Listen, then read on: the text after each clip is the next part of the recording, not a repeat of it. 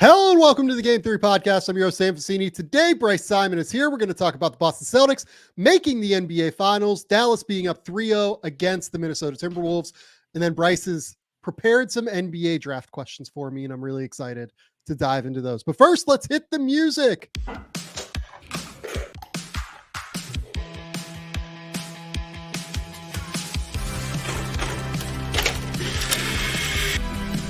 They do have a timeout. Decide not to use it. Way downtown. Bang!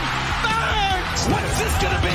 Wow! Are you kidding me? Hello and welcome to the Game 3 podcast. I'm your host, Sam Vecenie. But if you watch the tape, what you will see completely orchestrated this game. Bryce, what's going on, buddy? What's up, Sam? How are you, man? I like hearing the energy in your voice. You got some flow going. I know that was not the case over the last few days. I mean, it was just through text messages, but I could tell the energy wasn't there. Yeah, so for people wondering why we haven't podcasted in the last 5 days, 6 days, I think, honestly, I have had COVID. So it was funny. I texted you on the Wednesday and said, yeah, I have this like sinus thing going on. Like, I'm not totally sure we're going to be able to record tomorrow. Let me get back to you. Sinus thing was like terrible. I still thought it was just like a sinus infection or whatever. And later that night on the Friday here, Thursday, Bryce's time, I test for COVID and comes back like immediately, like you have a lot of COVID in your system right now.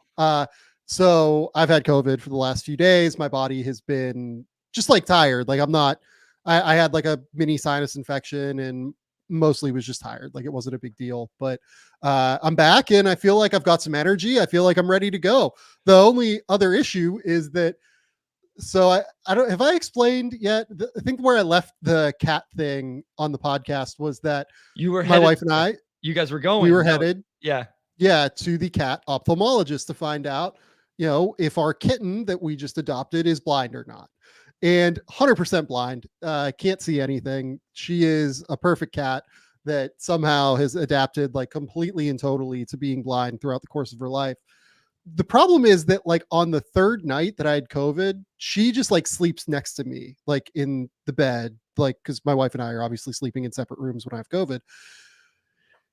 And she like woke up in the middle of the night and like woke me up and I like opened my eye and she like scratched like right against my right eye, kind of, not with her claw, but just like with her, I don't know what it was. I was like half asleep and I had like a really like fucked up like red eye too for the last couple of days. It was just a catastrophe across this house in Melbourne, Australia. It's like, you have kids, so you have to deal with all this shit every day. My wife and I do not have kids, so we tend not to have to deal with all of this.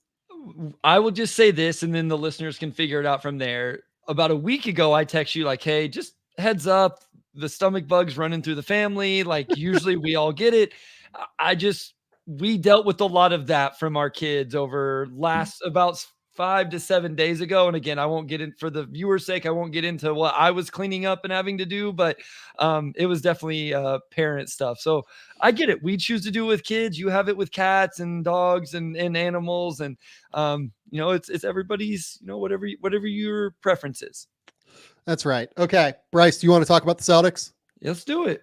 Let's talk about the Boston Celtics. The Boston Celtics swept the Indiana Pacers in a series that felt like anything but a sweep to me. Very competitive. I said before this series started that I thought this was going to be a very competitive series, that I thought I had a chance to go 7 games. I think I actually said that on this show in addition to a few other shows. Yeah. Right. I mean, I was half right. Like, it was very competitive. Honestly, I think the Pacers should have at least won game 1 and game 3 tonight. I mean, obviously they like pissed it down the stretch, but tonight it felt a little bit more, without Halliburton there and just with the way that Boston like continued to like chip away in those last 7 minutes, that this only had one ending kind of.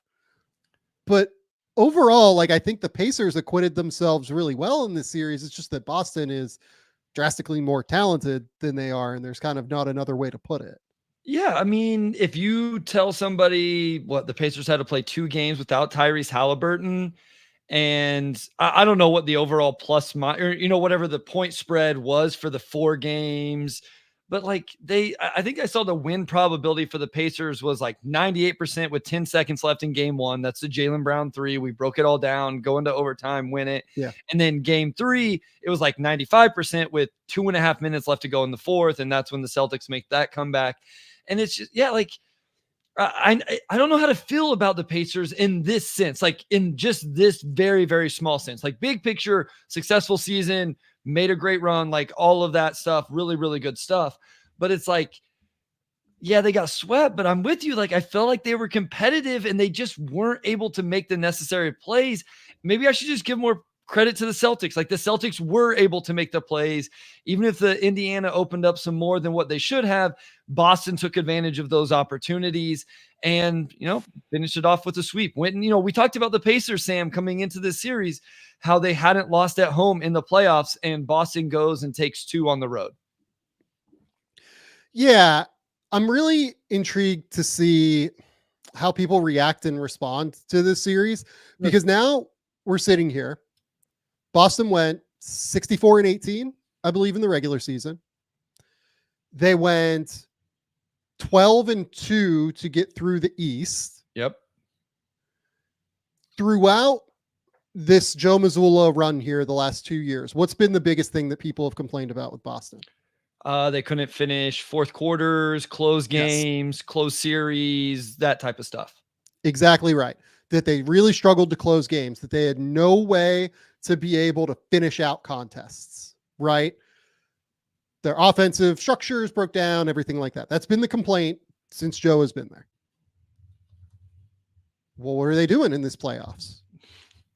They're closing games. Like, they're sitting here, they're winning tight games. But because they were like a +10 this season, net rating team, I believe, they really, really, it feels like to me, are being downplayed in some respect, despite the fact they've done this throughout the playoffs for most of it without Kristaps Porzingis, who was like all-star quality this season and was fantastic. I think we're just like way underappreciating what Boston has been able to accomplish throughout the playoffs so far.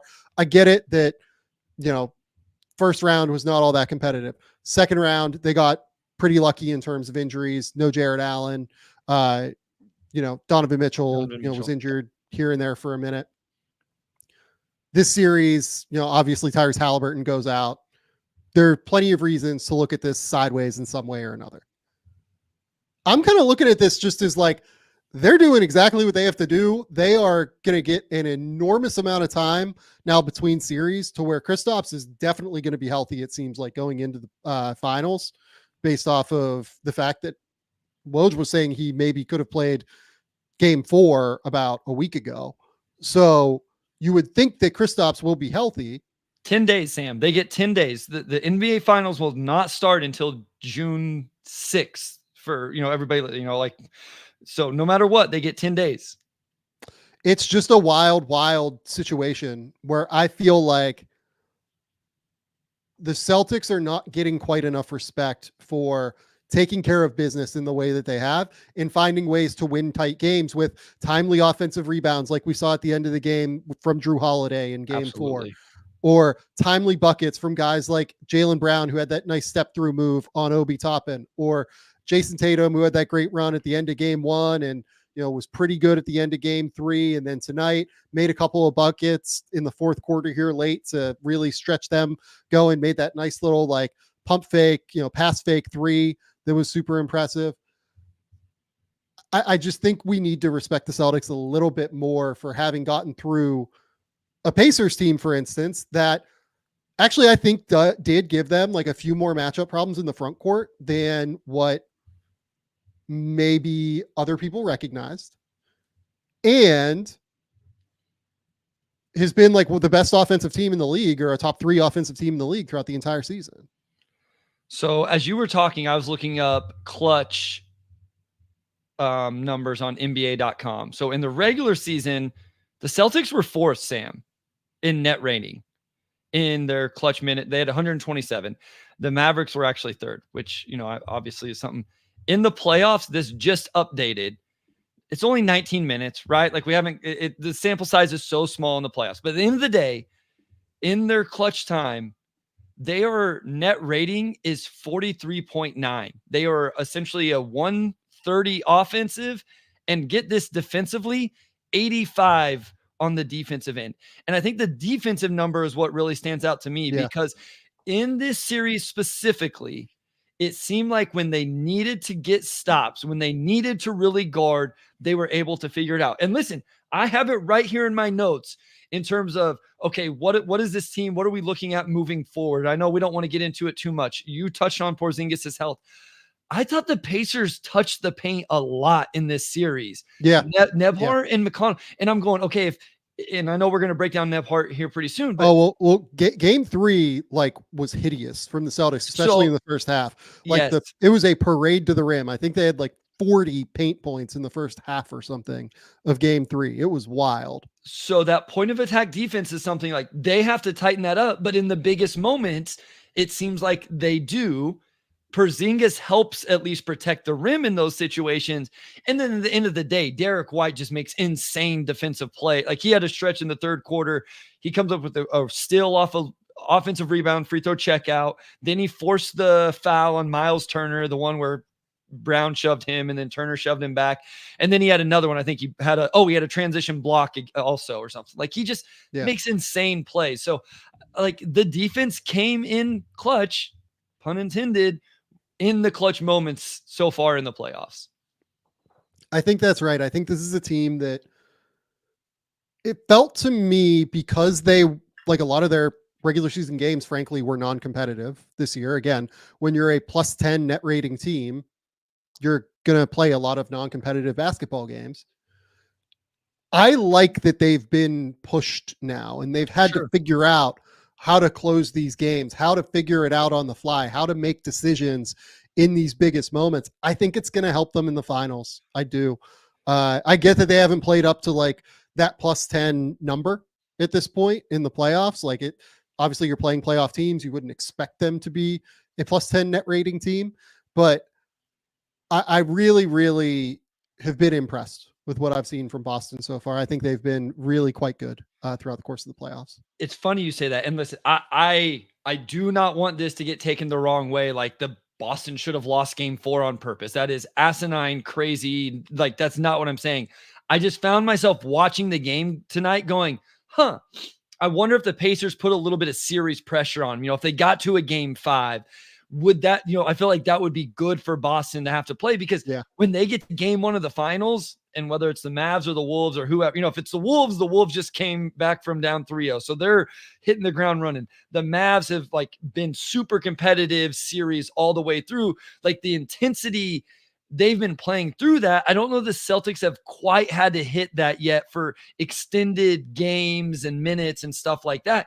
I also thought, man, it would have been nice to get Porzingis a few minutes before it's game 1 of the NBA finals. And he's going out there for the first time. Again, it would be crazy to say you get the sweep, you move on, you figure it out. I'm not saying that. I just found myself going, okay, I could see where I would like to see some of this stuff for them in a game 5 with a little bit of series pressure. The Pacers putting a little bit on them, but take care of business, get healthy, get ready for the finals.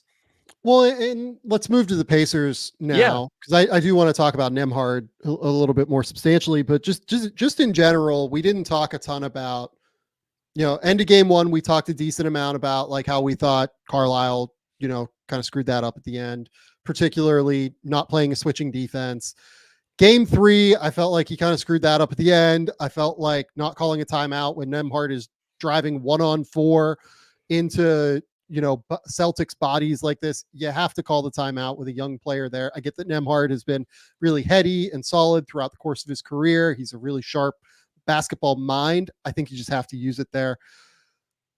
Game 4, it just felt like a team that was young and wasn't ready. Yeah. Right. I really, really, this should be a 2-2 series right now is where I'm at.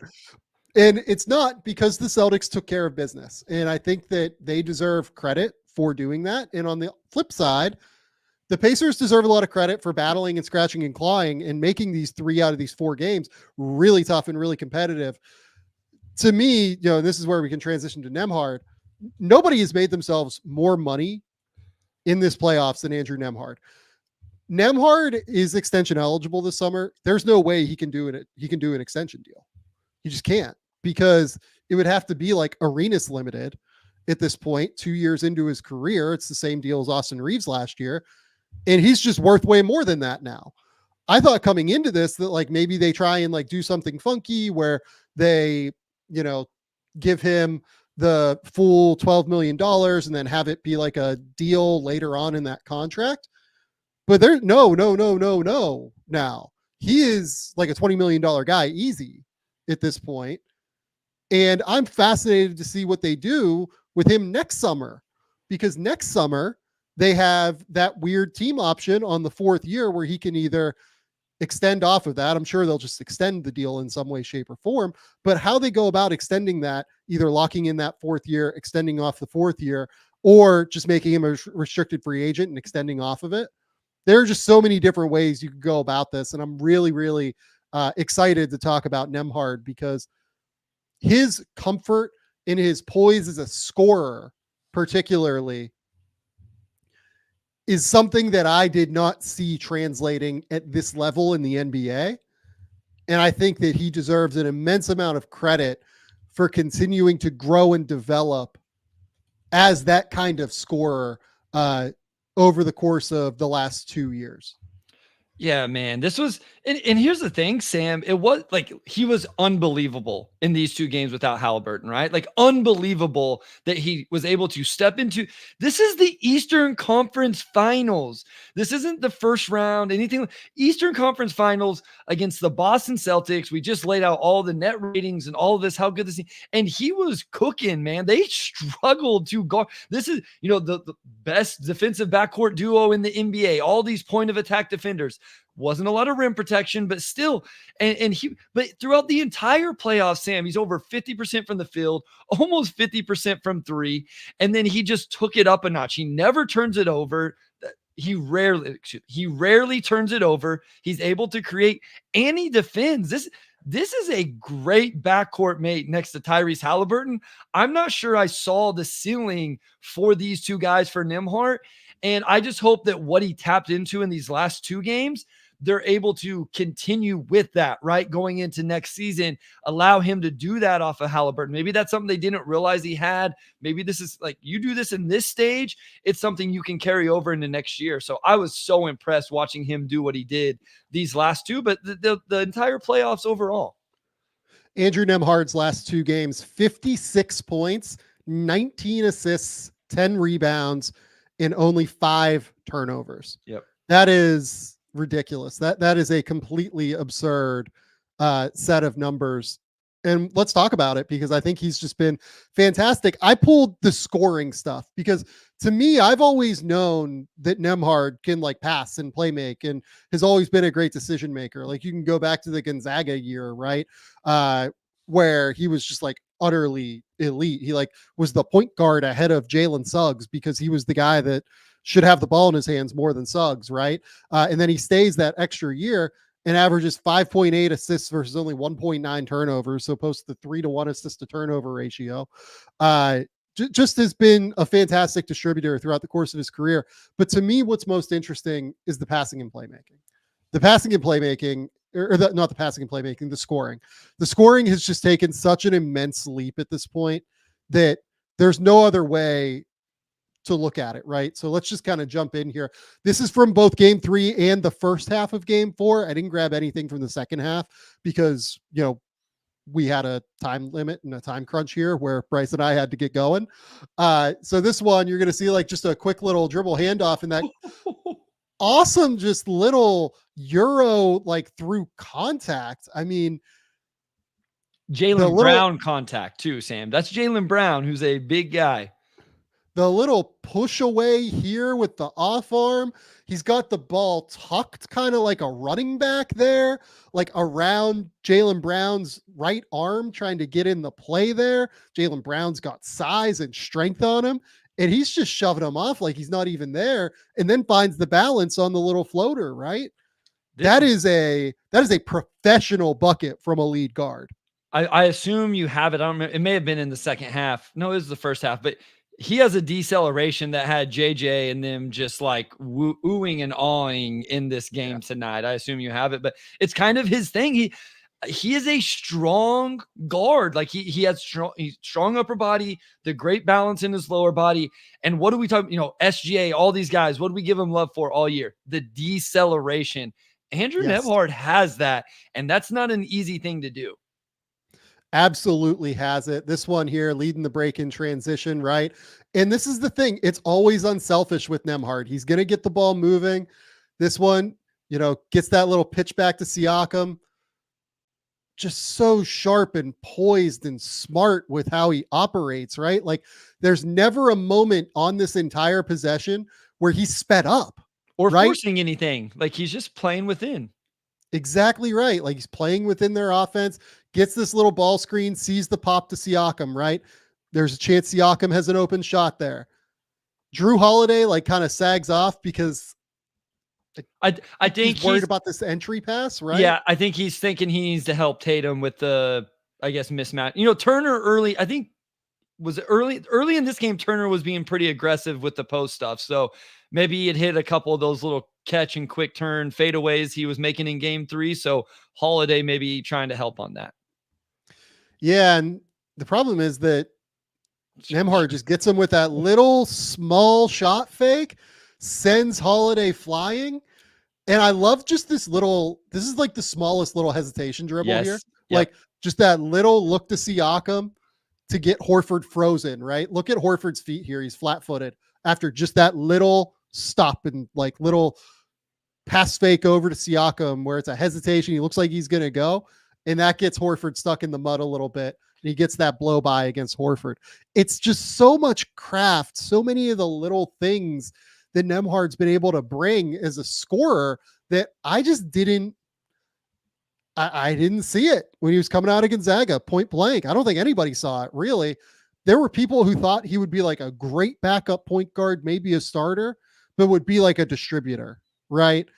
This stuff where he's just like blowing by an awesome defender and Derek White getting to the rim. I mean, that's just sick.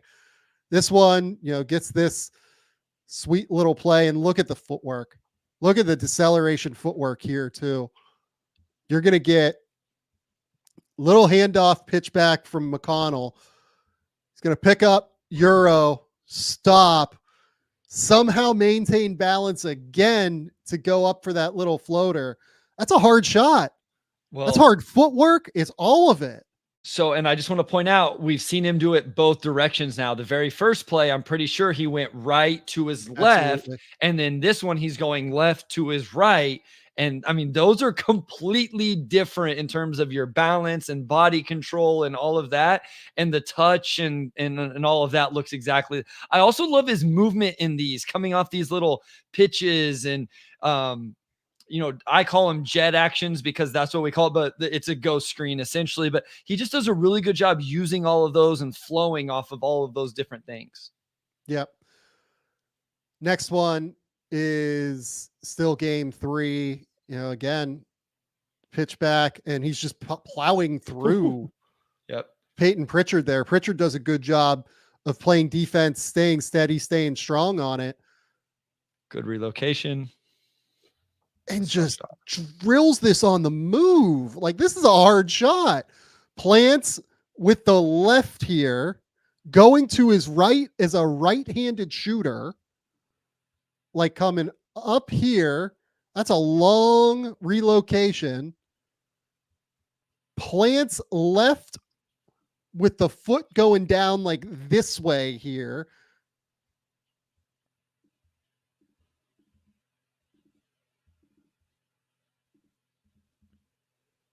Gets the right down. That's a hard shot, guys. Yeah. That's a fucking hard shot. Are you kidding me? Going to his right as a right-handed shooter. That is stuff that is very, very difficult. Yeah. For guys that are like Andrew Nembhard to be able to do.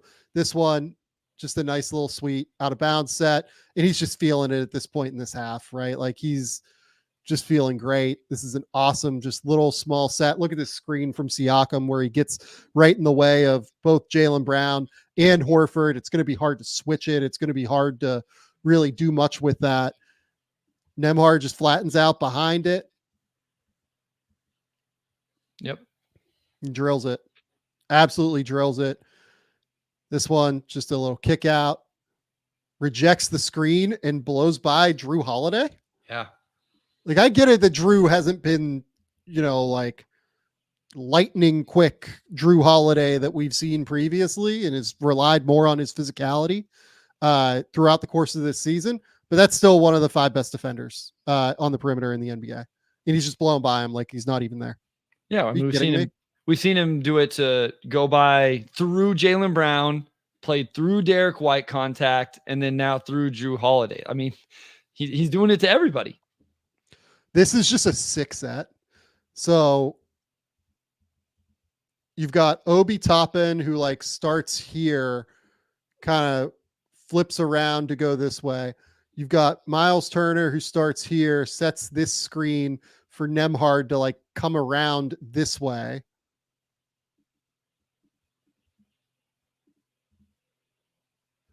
And then you've got Turner, who comes up, sets the second screen there for Ben Shepherd. Is that? That's McDermott. Or is that McDermott? That's McDermott.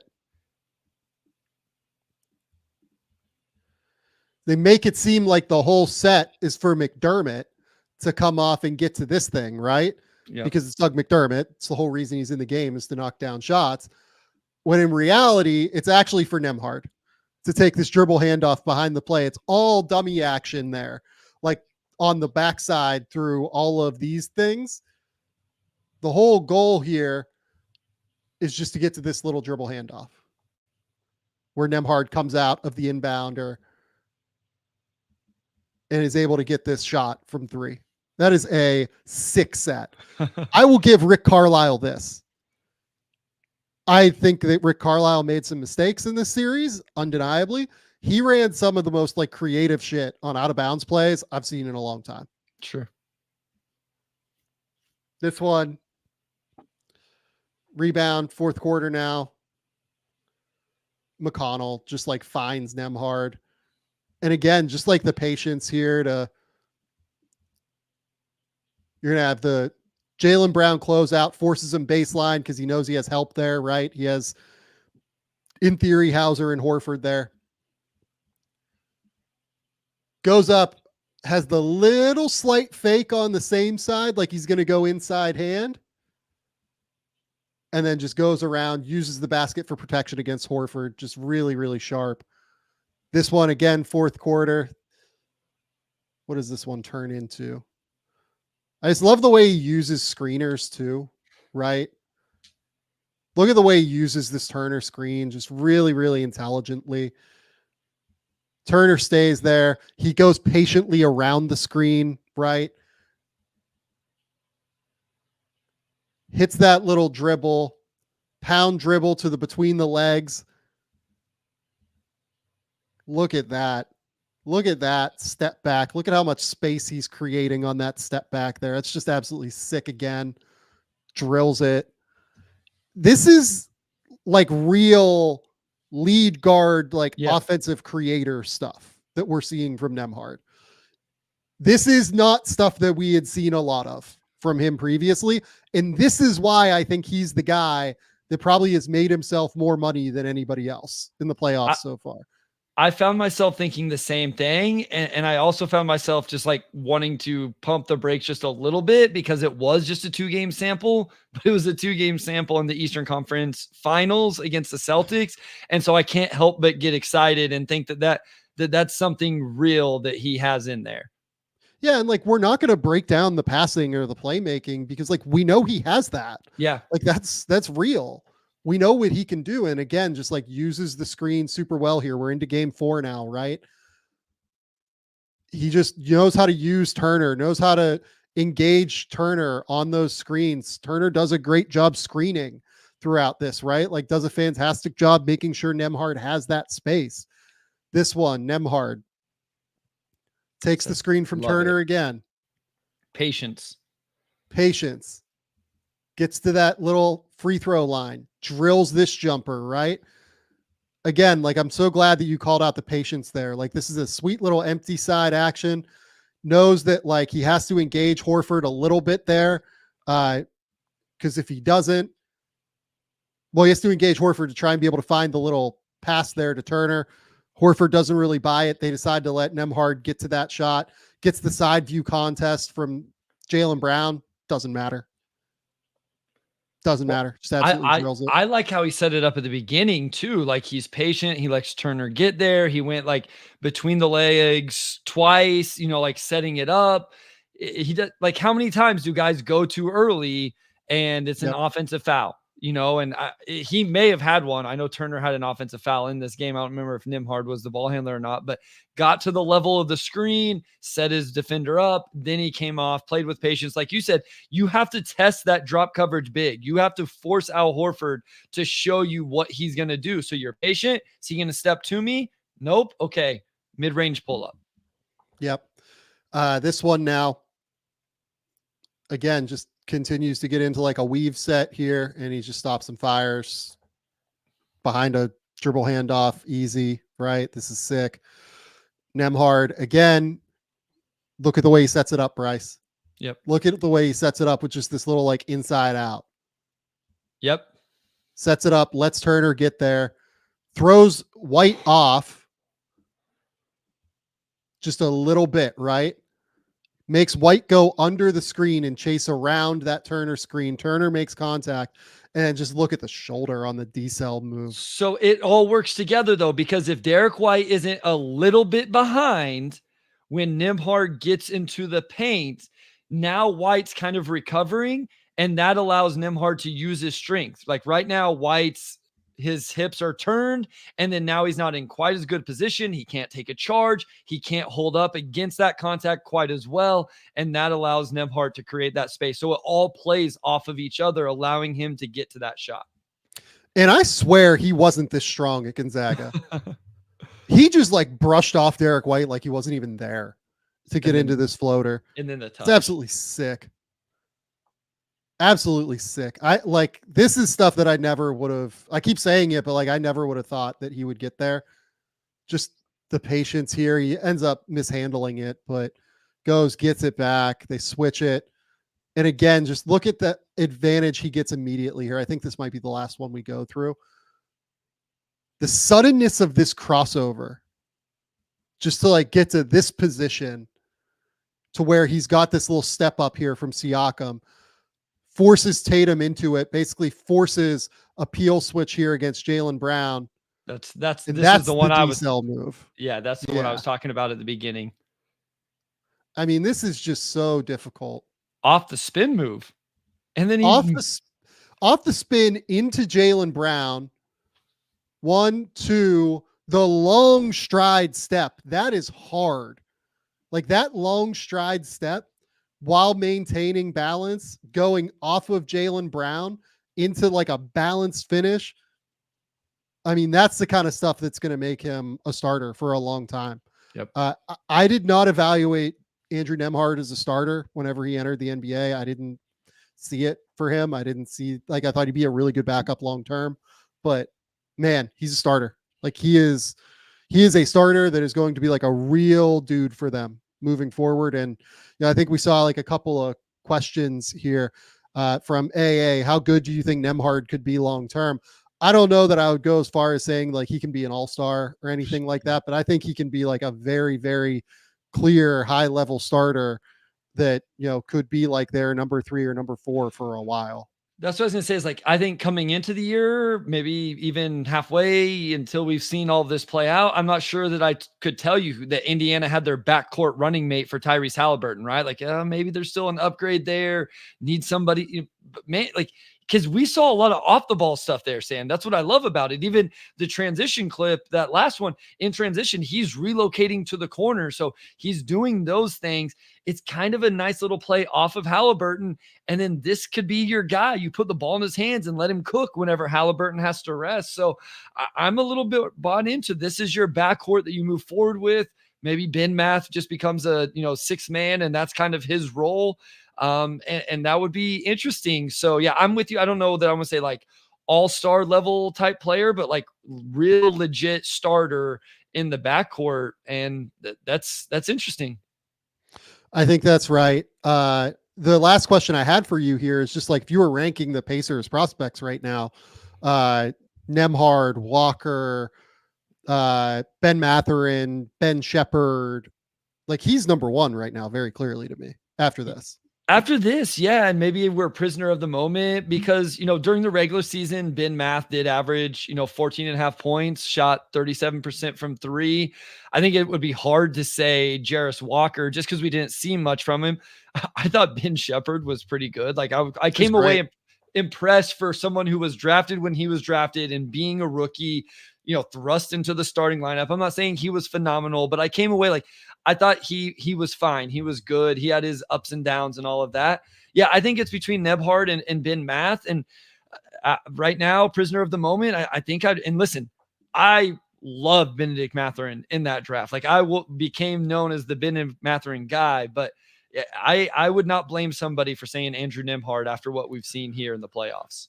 And in fairness, we didn't see what Ben Math did in the playoffs. Like he didn't get a chance to show how his game could have translated positively or negatively.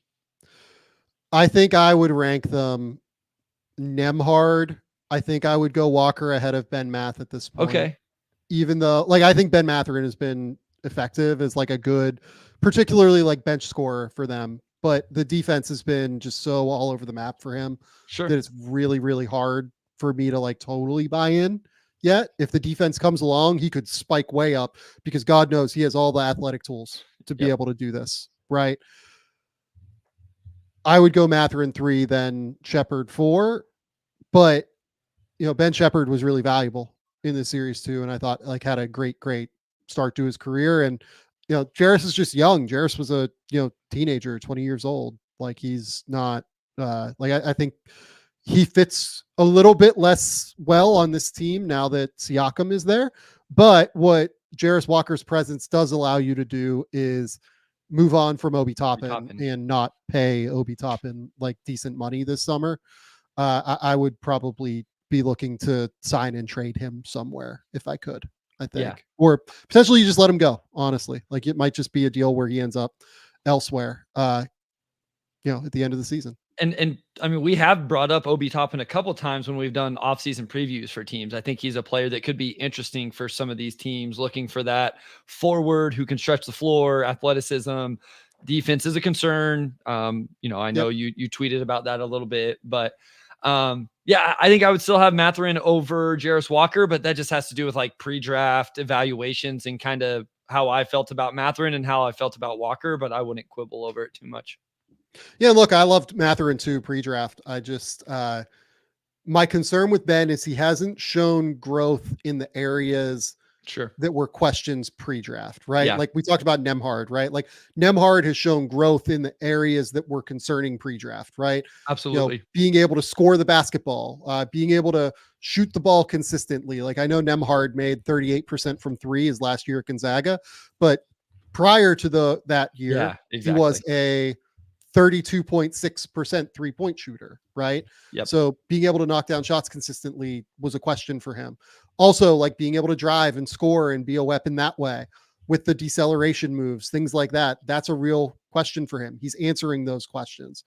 Mathurin has not really answered the processing, passing, defensive questions yet. He's younger. We'll see where it goes, but that's the big reason I would have Nembhard ahead. And honestly, like, I tend not to think, terribly concerning of rookies if they don't play early on in their careers. I was looking up Jarris Walker's G League numbers, 38% on 7 3-point attempts a game. Interesting. He was chucking them up there, baby. Yeah, he was getting them up. Yes, sir. Okay. Let's talk Dallas and Minnesota now. We haven't talked a lot about this series yet, have we? Well, I think the last time we recorded after one of the Celtics games. And so I don't know that we've had a chance yet. So let's just start with this. I did like Dallas coming into this because you called this months ago. You said they were one of your title contenders. Yeah, I did. I had Dallas as a top 5 title contender. Basically, Shout right out after they you. made Shout PJ out you. Washington and Daniel Gafford moves. It's because of the flexibility that they had lineup wise that we've seen, and the rim protection and having rim runners for Luka constantly. I thought that like the moves just really made sense for the roster. I didn't think they made this much sense. I will not take this big of a victory lap. I did not think they would be in the finals this year, which is, it seems like, where they're heading, barring 4 straight Minnesota wins here. But man, I'm blown away by a few different things. First, I'm blown away by their connectivity on defense. 100%. I think they've just been staggeringly good on defense in terms of communication, in terms of a game plan, in terms of the way that they're going about. One thing that I didn't pull tape on that I would have loved to, they're just making Anthony Edwards' life so fucking miserable. The way that they're crowding him with late help. They're sending a help defender late, basically right as he puts the ball on the ground to start his drive. And that's what's confusing him, I feel like. He's done okay making decisions for his standard in this playoff so far. Yeah. But man, I am just so impressed with the way that Dallas has confused and confounded him, while also like putting 4 bodies around him and making him be like a kick out weapon. And by the way, like Minnesota's made threes in this series. Like Jaden McDaniels has made threes. Nickeil Alexander-Walker, I feel like, I don't know what the numbers say for Nickeil, but like I feel like he's making threes. I feel like Nas has been pretty good so far. The only guy that's like not really shooting is Ant and Karl Towns. Cat, but like yeah. everybody else, it feels like they're taking advantage of what's presented to them. I am so impressed with what I have seen just from their defensive connectedness, their game planning. And that's a Jason Kidd thing. It's a Sean Sweeney thing. Like, it's certainly the players on the court, Daniel Gafford, especially Derek Lively. I mean, my goodness, has Derek Lively just been unbelievable in this series defensively for a rookie. This is why when we did awards, if you remember, I had Derek Lively as first team all rookie. You did. Yep. Over, I think, either Hawkes or Pods. Which yeah, one? I can't remember because I had both of those guys, and I can't remember. I can't remember which one you had, but you had Lively in, and I had Lively starting off the second team. I thought he was like incredible defensively throughout the course of the series or season, especially late in the season. And like after he got healthy again, and then like as the playoffs have gone, he's just been awesome. The second thing I want to bring up, just real quick, they had him mic'd up for game 3, and immediately it was impressive, just the communication. And then the broadcast called it out as well, and talking about how for bigs, how important that is. So, any bigs that are watching this, like this, or the NBA playoffs or whatever, like if you're going into the draft, if you're in college right now, whatever, you have to communicate on the back line. That is your job to tell people what's going on, what's happening, where the screen's coming from. You can't just yell screen. Screen doesn't mean anything. Which side is the screen coming on? What coverage are you playing? When are you going to switch it? He's doing. And then the other thing, and I'm sure we'll talk about his passing, like the difference between him and I don't want to like crap on Daniel Gafford because Gafford's been like useful the last few games for sure. Yes. Yeah. But Lively in the short roll is so much better than Gafford in terms of how quick his decisions happen and those type of things. He's been awesome. He deserves all of his flowers right now. Yeah. The second thing I want to call out is like Jason Kidd has been really good, I think, offensively, queuing up different sets, calling out, adjusting to different things that Minnesota is presenting to them. And one of the things I want to talk about is, the set where they're just absolutely killing Minnesota right now. To me, it feels like anytime that they can run, especially over the last 2 games, some sort of double screen at the top, right? So double screen at the top here, you can refer to them as double drags if they're in transition. You can refer to them, however you want to refer to them. But the way that they've done it, typically structurally, is the big as the second screener, and then whoever Mike Conley is guarding as the first screener, be it Derek Jones, be it Kyrie, be it whoever. It's typically whoever Mike Conley is guarding. And what you're going to see as we go through, this is game 2 that we're going to start with. We'll get into game 3. They've been like hard hedging. They started like hard hedging with Conley there and then trying to get him to recover. He was recovering. But what you will see here is that they were having Jaden McDaniels kind of go under. And because he's going under, it's forcing Rudy to like stay at the level just a little bit longer here. And it's putting all of the pressure on Karl Towns or whoever their backline defender is. Karl Towns has to make a decision here. Do I deal with Luka making this kick out here to PJ Washington, something he's entirely capable of? Or do I deal with Daniel Gafford getting all the way to the rim? I mean, the obvious answer is you should be dealing with Daniel Gafford getting all the way to the rim, in my opinion. But you're making it way more difficult for Karl Towns there to make a decision. He's just late. And here's the thing. Luka makes it harder because Luka's eye manipulation is as good as anybody in the NBA. Like he looks defenders off all game long. So Cat's already in a tough spot, and Luka makes it impossible because he'll just move Cat wherever he wants him to be so he can make the pass he wants. Yeah.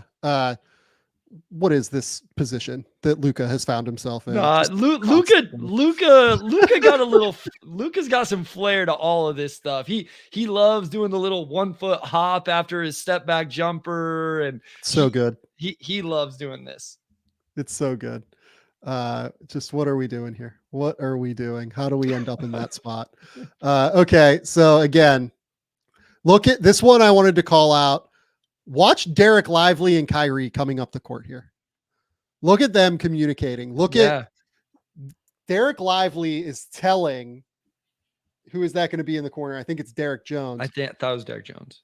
Yeah, he's telling Derek Jones come up because he sees that it's Mike Conley guarding Derek Jones here, right? So he wants Derek Jones to be the screener, and they want Conley or they want Kyrie to be the guy in the corner here, because if you've got Kyrie in the corner here and you've got Josh Green, who I think is vacating here, they're telling Josh Green to vacate. Again, to your point about Derek Lively, like communicating here, he's just talking the whole time. He's just talking and talking. It's Josh Green. It's not Derek Jones. So he's got Josh Green coming up here. We've got PJ Washington filtering to this corner here, kind of blending in with the bench. You've got Kyrie filtering to this corner. Two guys that we know Kyrie can shoot. PJ Washington has been a great shooter throughout the course of the playoffs so far. And again, you've got this exact same setup. Real quick, can we pause right here? Because you've talked about them putting Conley in this spot. And the reason is, Sam, correct me if I'm wrong, most teams will switch the first one. Yep. And then they'll get over the top of the second one. Well, Minnesota doesn't want to do that because now you've locked in Conley onto Luka. So in this specific one, if Kyrie is setting the first screen, Minnesota simply switches, and now they feel very comfortable with Anthony Edwards on Luka, and now he's navigating the second screen from Derek Lively. So just so the listeners and everybody viewing understands why putting Conley in the double drag, whatever you want to call it, is so vital and so important. So this one, they try to go over. Conley makes that little stunt step like he's going to show and recover again, but instead, Conley just recovers. You got Jaden McDaniels here going over this screen, trying to chase Luka. Yep. And instead, they just decide to peel it, right? They're just going to peel switch this. Jaden, you're going to see here, Jaden's going to just, oh no, they don't peel switch it. It looks like they're setting up to peel switch it, but I almost think that like Mike is like communicating here. I think he's taking the role of the tag man, like he's guarding the backside wing. Huh. It looks like Jaden's wrapping around like they're going to peel switch it, but they decide to just go 2 on the ball against Luka here. I mean, there's just so much open now, right? And this is where we're going to see Luka's eye manipulation like really fuck these guys up in a hard way. He's looking this way. Oh yeah. You can see that Luka's eyes are looking this way. Watch Karl Towns here. Does he hop out of the lane? Yeah, watch. So Towns sets up here in the lane this way. Luka's looking that way. Towns bounces to the corner. He's running away. He's running away from the rim because of how bad Luka's eyes fuck with him. Oh, you should just go the opposite of where he's looking, because if you can't trust his eyes. It's just absolutely sick. It's absolutely sick what Luka is doing to these guys in these double drag sets. This one here, again, Mike Conley now guarding Kyrie. This one is not a double drag. It's just a single. But again, you're just trying to involve Conley, right? Yep. You're just trying to involve Conley in the action. Looks like it could be setting up as a double, as you can see here. Like Derek Lively is like kind of walking slowly, seeing what the move is here. They just decide to go with a single here. You can see this is something that like Mike Conley was a former all defense guy in the NBA. He's just like not comfortable playing drop coverage, right? Like it's hard to play drop coverage. And then Luka is just going to get to this shot, bang it, and then he's going to just look at him. Look at him. He's going to turn and talk to Jaden as soon as he makes it. Just you can see his face turn to Jaden. He's just such an absolute shit talker that it's glorious, glorious, glorious to watch. I love that he said he was talking in Slovenian or whatever after the game 3 dagger. I was like, no, you weren't. We could all read what you were saying, Luka. I love him. Again, this one coming from the opposite side of the court. Luka going to his left. I mean, this is where I think that the Jaden McDaniels matchup, Jaden McDaniels is a great, great, great, great defender. Yep. He is not a great Luka defender. Lou Dort is a great Luka defender. Jaden McDaniels is a better defender on guys like Devin Booker, Kevin Durant. Who was it last round that they were dealing with? Why is my brain blanking? Like Shea, like was on. Yeah. Like, no, the Nuggets. Yeah, you're right. He was dealing with Jamal Murray. Yeah. Yeah.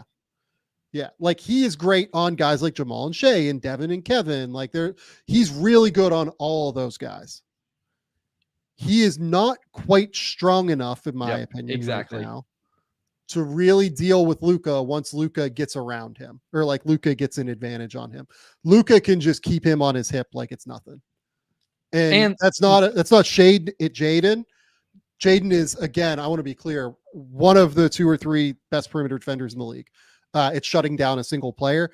He's just not great at the specific problem that this guy presents. And Luka has the length as well and the height where Jaden's length doesn't bother him quite as much. And Luka may be one of the best shot makers we have in the game in terms of just the contest doesn't matter. It doesn't bother him as much as, your normal play. So here they're going, that last one they put Cat in the double drag in the action. Here they're going to go back at Conley.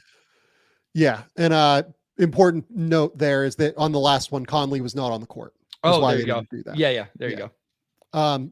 This one though, Conley is back on the court. We're in the 4th quarter of game 2 still.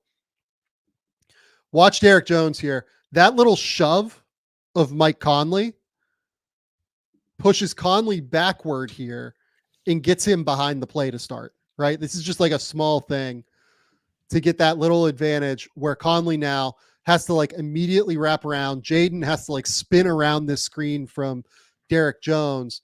And again, now he's just behind the play, right? And he ends up fouling, right? He's just behind the play to start here. Luka uses that quick little decel hesitation step, gets him on his hip, and that's just a foul. It's foul every time. Again, I think this is literally the next possession down the court. Same set. Double drag. Lob. It's just too easy. It was way too easy in game 2 for them to get exactly what they wanted. This one is particularly sick because look at Kyrie. Exactly out. right. Kyrie just essentially vacates this area here where Ant would typically be the help defender in this circumstance and the tagger onto Lively. Yep. By vacating that area, you're putting Naz Reid into like this impossible spot if you vacate the area. And especially look at PJ Washington here. PJ is setting up to screen Naz Reid here if Anthony Edwards goes and tags, right? So the way that this would work is basically, Luka's already thrown this pass by now, but if Ant leaves now, which is when he's there, right, and has potential to be there, PJ is going to screen here. Kyrie's here. And this is just an easy same side kick out for Luka, or it's just a little lob. Right. And he chooses the lob based off of what Ant does. He's just playing a different game. He's truly just playing a different game than like anybody, it feels like. This one, again, fourth quarter, game 2, literally the next possession down the court. Same play. Jeez. Drills it out to Derek Jones. Derek Jones misses the 3, but it's the same play leading to a wide open shot. They actually defend this like pretty well. They defend this as well as they've defended it the whole game, right? Ant stays there. Well, and Derek Jones Jr. screws up the spacing initially as well, because Derek Jones Jr. he rolls into the lane after this, and it allows Conley to guard him and Lively. Like you said, Ant hangs. They jam up the lane a little bit better on this one. And Naz Reid here is a little bit more aware of what's happening with this little screen action. He gets like out here a little bit further and makes it so that same side kick out isn't totally available for Luka. You can see Luka's like peripheral vision, I think, kind of looking here to the right corner to see if Luka's going to be there, or to see if Kyrie's going to be there for Luka. He might be able to throw like a little lob over the top of Naz here, but if he throws that lob, Ant's going to be able to get back into that play, I think. You can literally see him like throw this little pump fake here, trying to get Ant to go. Ant goes, but Gobert is still there. Honestly, I'm like a little bit surprised he didn't just throw this like little wraparound here to Derek Lively. After he sees, because Lively's got Mike Conley just completely sealed off, but sees Derek Jones, misses the shot. They get the offensive rebound. This one, is this the next possession again? I think it's literally the next possession of game 2 again. Double drag this time for Kyrie. And Kyrie just blows by Rudy. Just totally turns the corner on Rudy here. And that's just not good enough by Rudy, right? Rudy has to be able to contain and contest there. This one, we're into game 3 now. This one is going to be set up a little bit differently, where it's essentially a zoom action for Luka, or a middle Chicago, whatever you want to call it. But it's the same thing again, in essence, right? Where first screen here is coming from Mike Conley's man, Kyrie, and then it's just a DHO from Daniel Gafford while Luka comes around. It sets up in a different way, but it's putting pressure in the same way, where you're forcing, because this is an empty side of the court on the weak side, you're forcing a strong side tag here from Ant. Ant gives the strong side tag, and because that strong side tag comes, they just reverse it, wide open 3 from Derek Jones. This is the way you have to guard this, to be clear. Minnesota does very well on this possession. They do everything that you can ask here. It's just really hard to guard. Like, Cat plays both these guys in the middle, gets the contest onto PJ, and that's the guy you want to shoot. Like, Gobert's a little, his natural instinct was to recover back to the lane instead of make the rotation out. But at the end of the day, you're right. Like, we talked about this in the Thunder series, Sam. Like, you have to give up something, And with the Mavs, a lot of times it's going to be weak side corner threes. And if they make them, you're probably going to lose. Yep. Drilled it. Nothing you can do about that one. Again, this one's involving Cat. Conley's not on the floor. No, Conley is on the floor. Is on the court. He's guarding the weak side here. And this one just gets into like pure rotation, and Derek Lively just throws down all over Rudy Gobert. This one sets up basically pretty normally, I believe. They decide to almost switch this. I think Towns like kind of freelance to switch here, right? Because like then Jaden like is like, hey, like what the fuck? Like our defensive coverage is for me to be on Luka and like to try and harass Luka. Ends up being that there's 2 on the ball here. I think Jaden tells Towns to go here, right? Like he's like pointing like, hey, like you got to get back into this play because I've got to deal with Luka here. He's like almost looking over at their bench too, because that's Micah Nori. I'm just like a little bit confused on everything that happened on this defensive coverage from Minnesota, but it's the pressure that Dallas is putting on them. Yeah, that's right. That's a nice driving kick from PJ Washington and then a nice follow drive and dump off from Derek Jones Jr. Like your 2 role playing wing forwards able to put it on the deck and make the nice play out of it. This is awesome by Lively. Yep. Again, setting up Mike Conley as the first screener. It's going to be Josh Green screening here. This is Kyrie on the ball. Derek Lively's going to screen and short roll into this area here. And again, like you said, killer pass by Lively. Just an absolutely killer pass here. Just recognizes the advantage. Looks one corner. This is just like incredible processing to me. Looks opposite corner first. Looks strong corner second. Then finds the open man. Yep. It's like a full progression. It's like a quarterback progression here. Yep. Is what's so impressive to me. Derek Lively goes through a full progression here to find the right man who's open, and Josh Green just absolutely drills it. This is not easy. This is very much not easy. 1, 2, 3, drills it. That's awesome. Yeah. That's for a rookie to have that processing and be able to go through progressions like that that is what's not normal about Derek Lively. That is what makes him such a special rookie that's been able to enter their rotation immediately. This one, I'm sorry, I didn't see how that one's set up. This one sets up in like kind of a funky where they have 2 bigs setting the screen, right? If you want to call PJ a big. PJ stays. They eventually decide to like help from the weak side on a drive, which is, I feel like, not particularly normal. My guess on the reason that Nas decided to like sag this far off is that he felt like he had to help the helper here potentially. Like, I think he might have thought that Rudy was going to step up here and like try to help on Luka, and he had to be available here maybe for Gafford, and then like try to be able to make that late closeout. Does that sound right? Yeah, that makes more sense than him thinking he has to help on the drive. Rudy's not really. Yeah, I would have expected Rudy to step up if I was Naz Reid.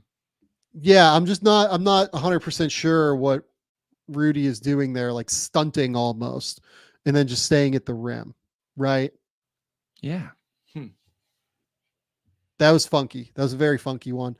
This one, again, just double drag into a wide open Kyrie 3. We'll kind of buzz through some of these now. I think they were also. I think Minnesota was in zone there on that last one too.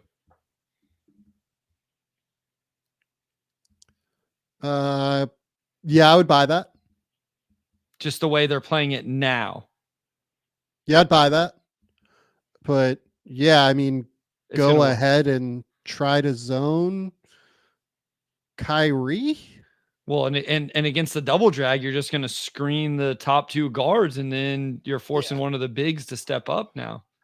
Yeah, that's not a tenable strategy against that. Again, Kyrie being guarded by Mike Conley. This time they forced the Conley switch, right? Which is what we've said they've been trying to avoid. And it just leads to Luka being too strong for Conley, right? Draws the foul. Conley's a little bit upset there, if I remember correctly. Didn't think he fouled him. This one, Luka comes off. I think I just put this on because this was absolutely sick. Like the way that this sets up, right? So this is an out of bounds play where you've got Gafford coming up, taking it.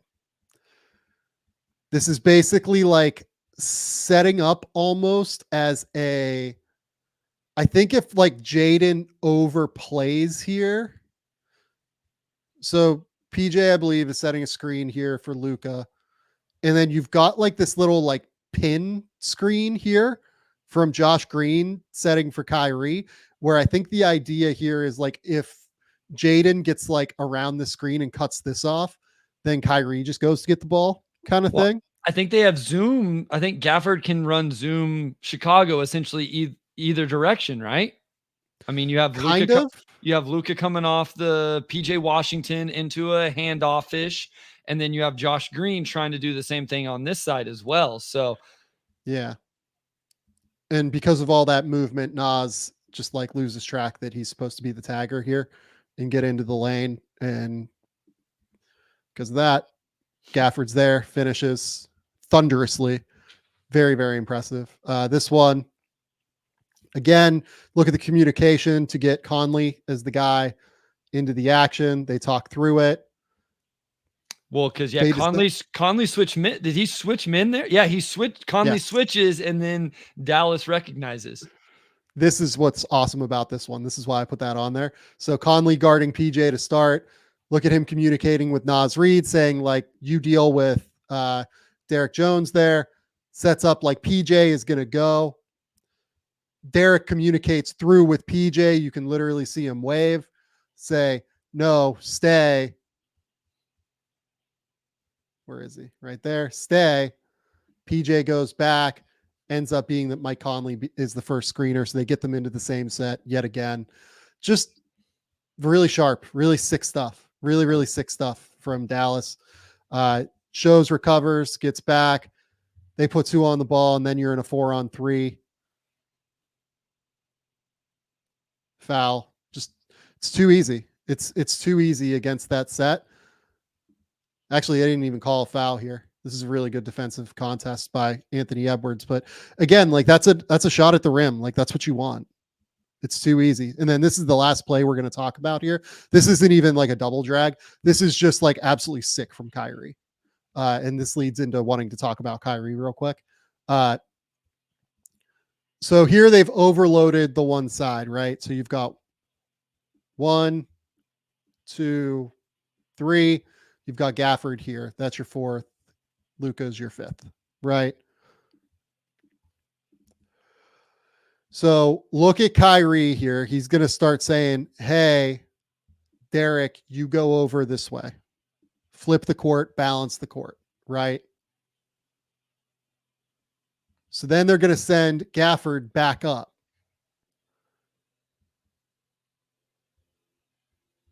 They send Gafford back up, and look at what it does to their communication, right? What does it do here, Bryce?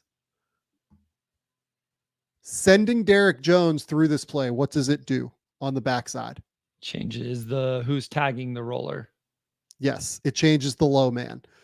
Mike Conley becomes the low man. They're attacking Conley like relentlessly in this series. Ant says to Conley, hey, I'm going to go here. I'll tag. You deal with the 1-on-2 on the backside. Yep.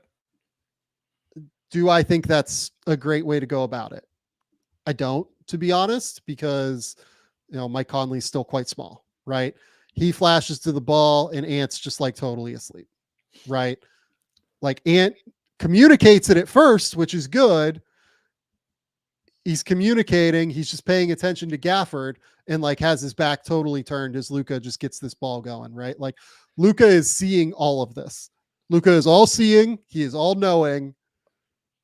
and he just sees that Ant is literally walking the opposite way, and he just zooms this ball with velocity over to Kyrie.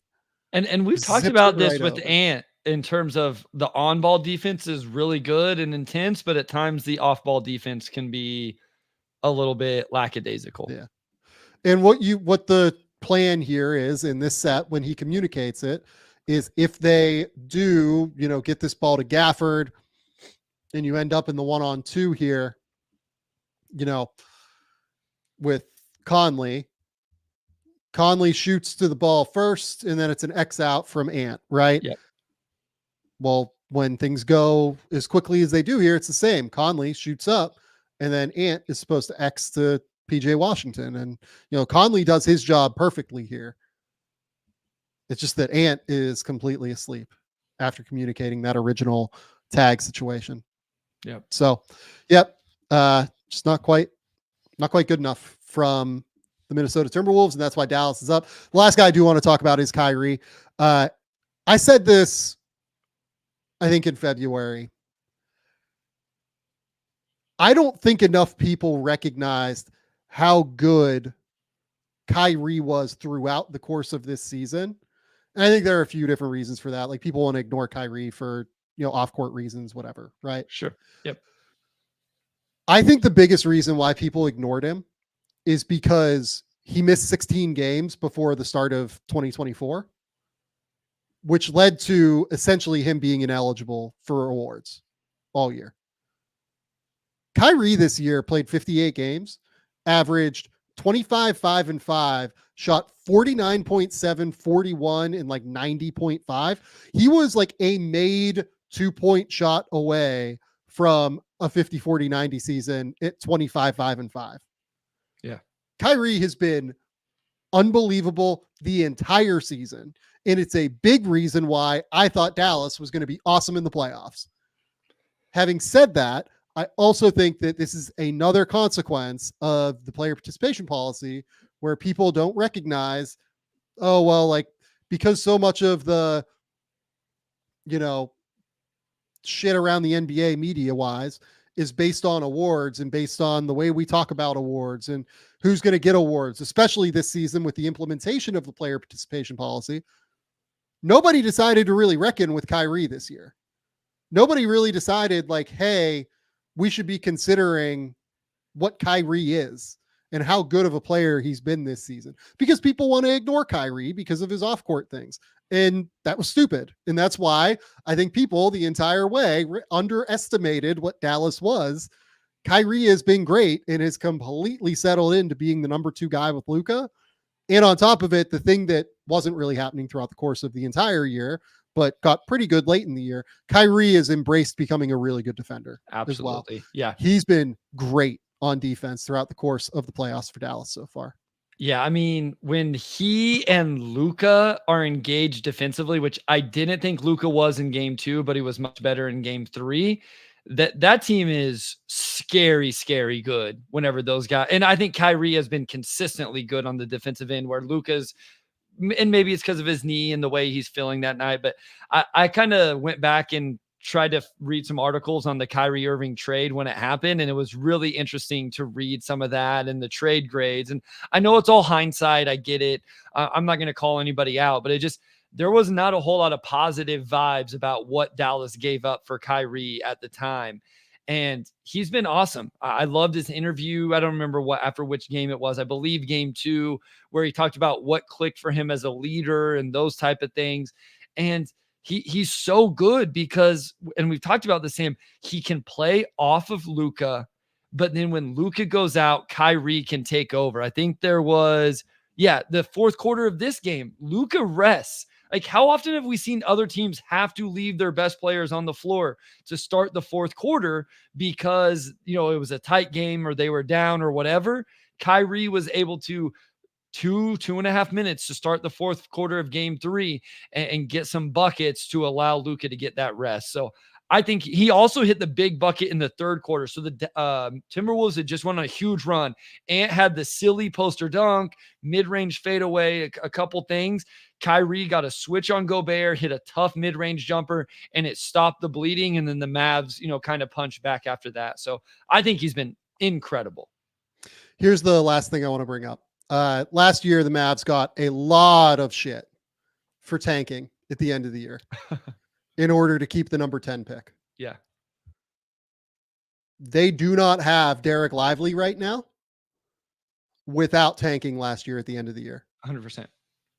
It was 100% the right call. And they made a move to get to Lively at 10 as well, right? Didn't they? They took the Rashawn Holmes contract. They traded back using the Rashawn Holmes contract, taking that on in order to get rid of the Davis Bertans deal. And then they moved, what was it? I believe number 22 with Rashawn. No. They just kept Rashawn Holmes at that point, right? I forget exactly. No. What it was they moved Davis Bertans into Oklahoma City's cap space, trading down from 10 to 12 because Oklahoma City really wanted Case and Wallace. And then they took on the Olivier Maxence Prosper deal. They got the O-Max deal. Yeah. Okay. By taking on the Rashawn Holmes contract and the Rashawn Holmes so, money, which they then moved in order to get, was it PJ? Something else. I forget exactly. Okay. So yeah, I had it backwards. Okay. Yeah. So I thought they moved up 2 spots to get Lively. They actually moved 2 spots back. So the other thing, so that was huge. The other thing was they sold on Grant Williams as soon as they realized it wasn't going to work. Yes. And I always like to give teams credit for that. How long do we see teams like unwilling to swallow their pride because that was their offseason acquisition, right? Was this, the sign and trade move for Grant Williams. And once they realized whether it was personality, on-court fit, whatever, they sold on it, they moved on, and they went and got not just Daniel Gafford, but PJ Washington. And real quick, PJ Washington went 3 of 11 from 3 in clutch situations in the regular season, Sam. He has made 5 of 8 already in the playoffs, which is tied for the most in the playoffs with Jalen Brunson, who went 5 of 12. Again, I realize it's small sample. PJ has shot well overall. He struggled at times, but it seems like lately he's hit the big shots, and that's what caused me to look up this number. 5 of 8 from 3 in the clutch for PJ Washington so far in the playoffs. Yeah, that's a really, really good stat, Bryce. Glad you brought that up. I can do a little bit of research now and then. School's out. I got a little extra time. Okay. That's all I've got on the Mavs right now. We'll see. We'll talk about them more when they close it out, right? Probably next episode or the episode after that, right? Okay.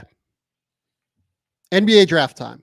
Let's do it. The way that we decided to do this was I told Bryce to ask and prepare 3 questions. Knowing Bryce, I'm sure he has like 6 of them prepared. But basically, we're just going to talk through some different things. If you don't ask, there are 2 questions that I hope you ask. If you don't, I will bring them up at the end. But okay, Bryce, 2024 NBA draft talk. Let's go. Is Stephon Castle a primary initiator as his primary position in the NBA? And if not, why is that the talk of the pre-draft process around him right now? Okay. So let's talk about this because it's annoying me more than anything. So no, and I say this as somebody who has Steph Castle at number 2 on my board. I do not think Steph is a primary initiator or is like a point guard or whatever you want to call him. Correct. I really like Stephon Castle and think that he is a tremendous off-ball player who understands space and can really create in ball screens at times and has the ability to pass and play make. And I like his finishing around the basket for the most part because he's strong and physical. He plays with good deceleration. Like there are a lot of things that he does that I really, really like. I think that he struggles to separate in isolation situations at a super high level, which means to me, in all likelihood, he's probably going to be more of an off-ball wing.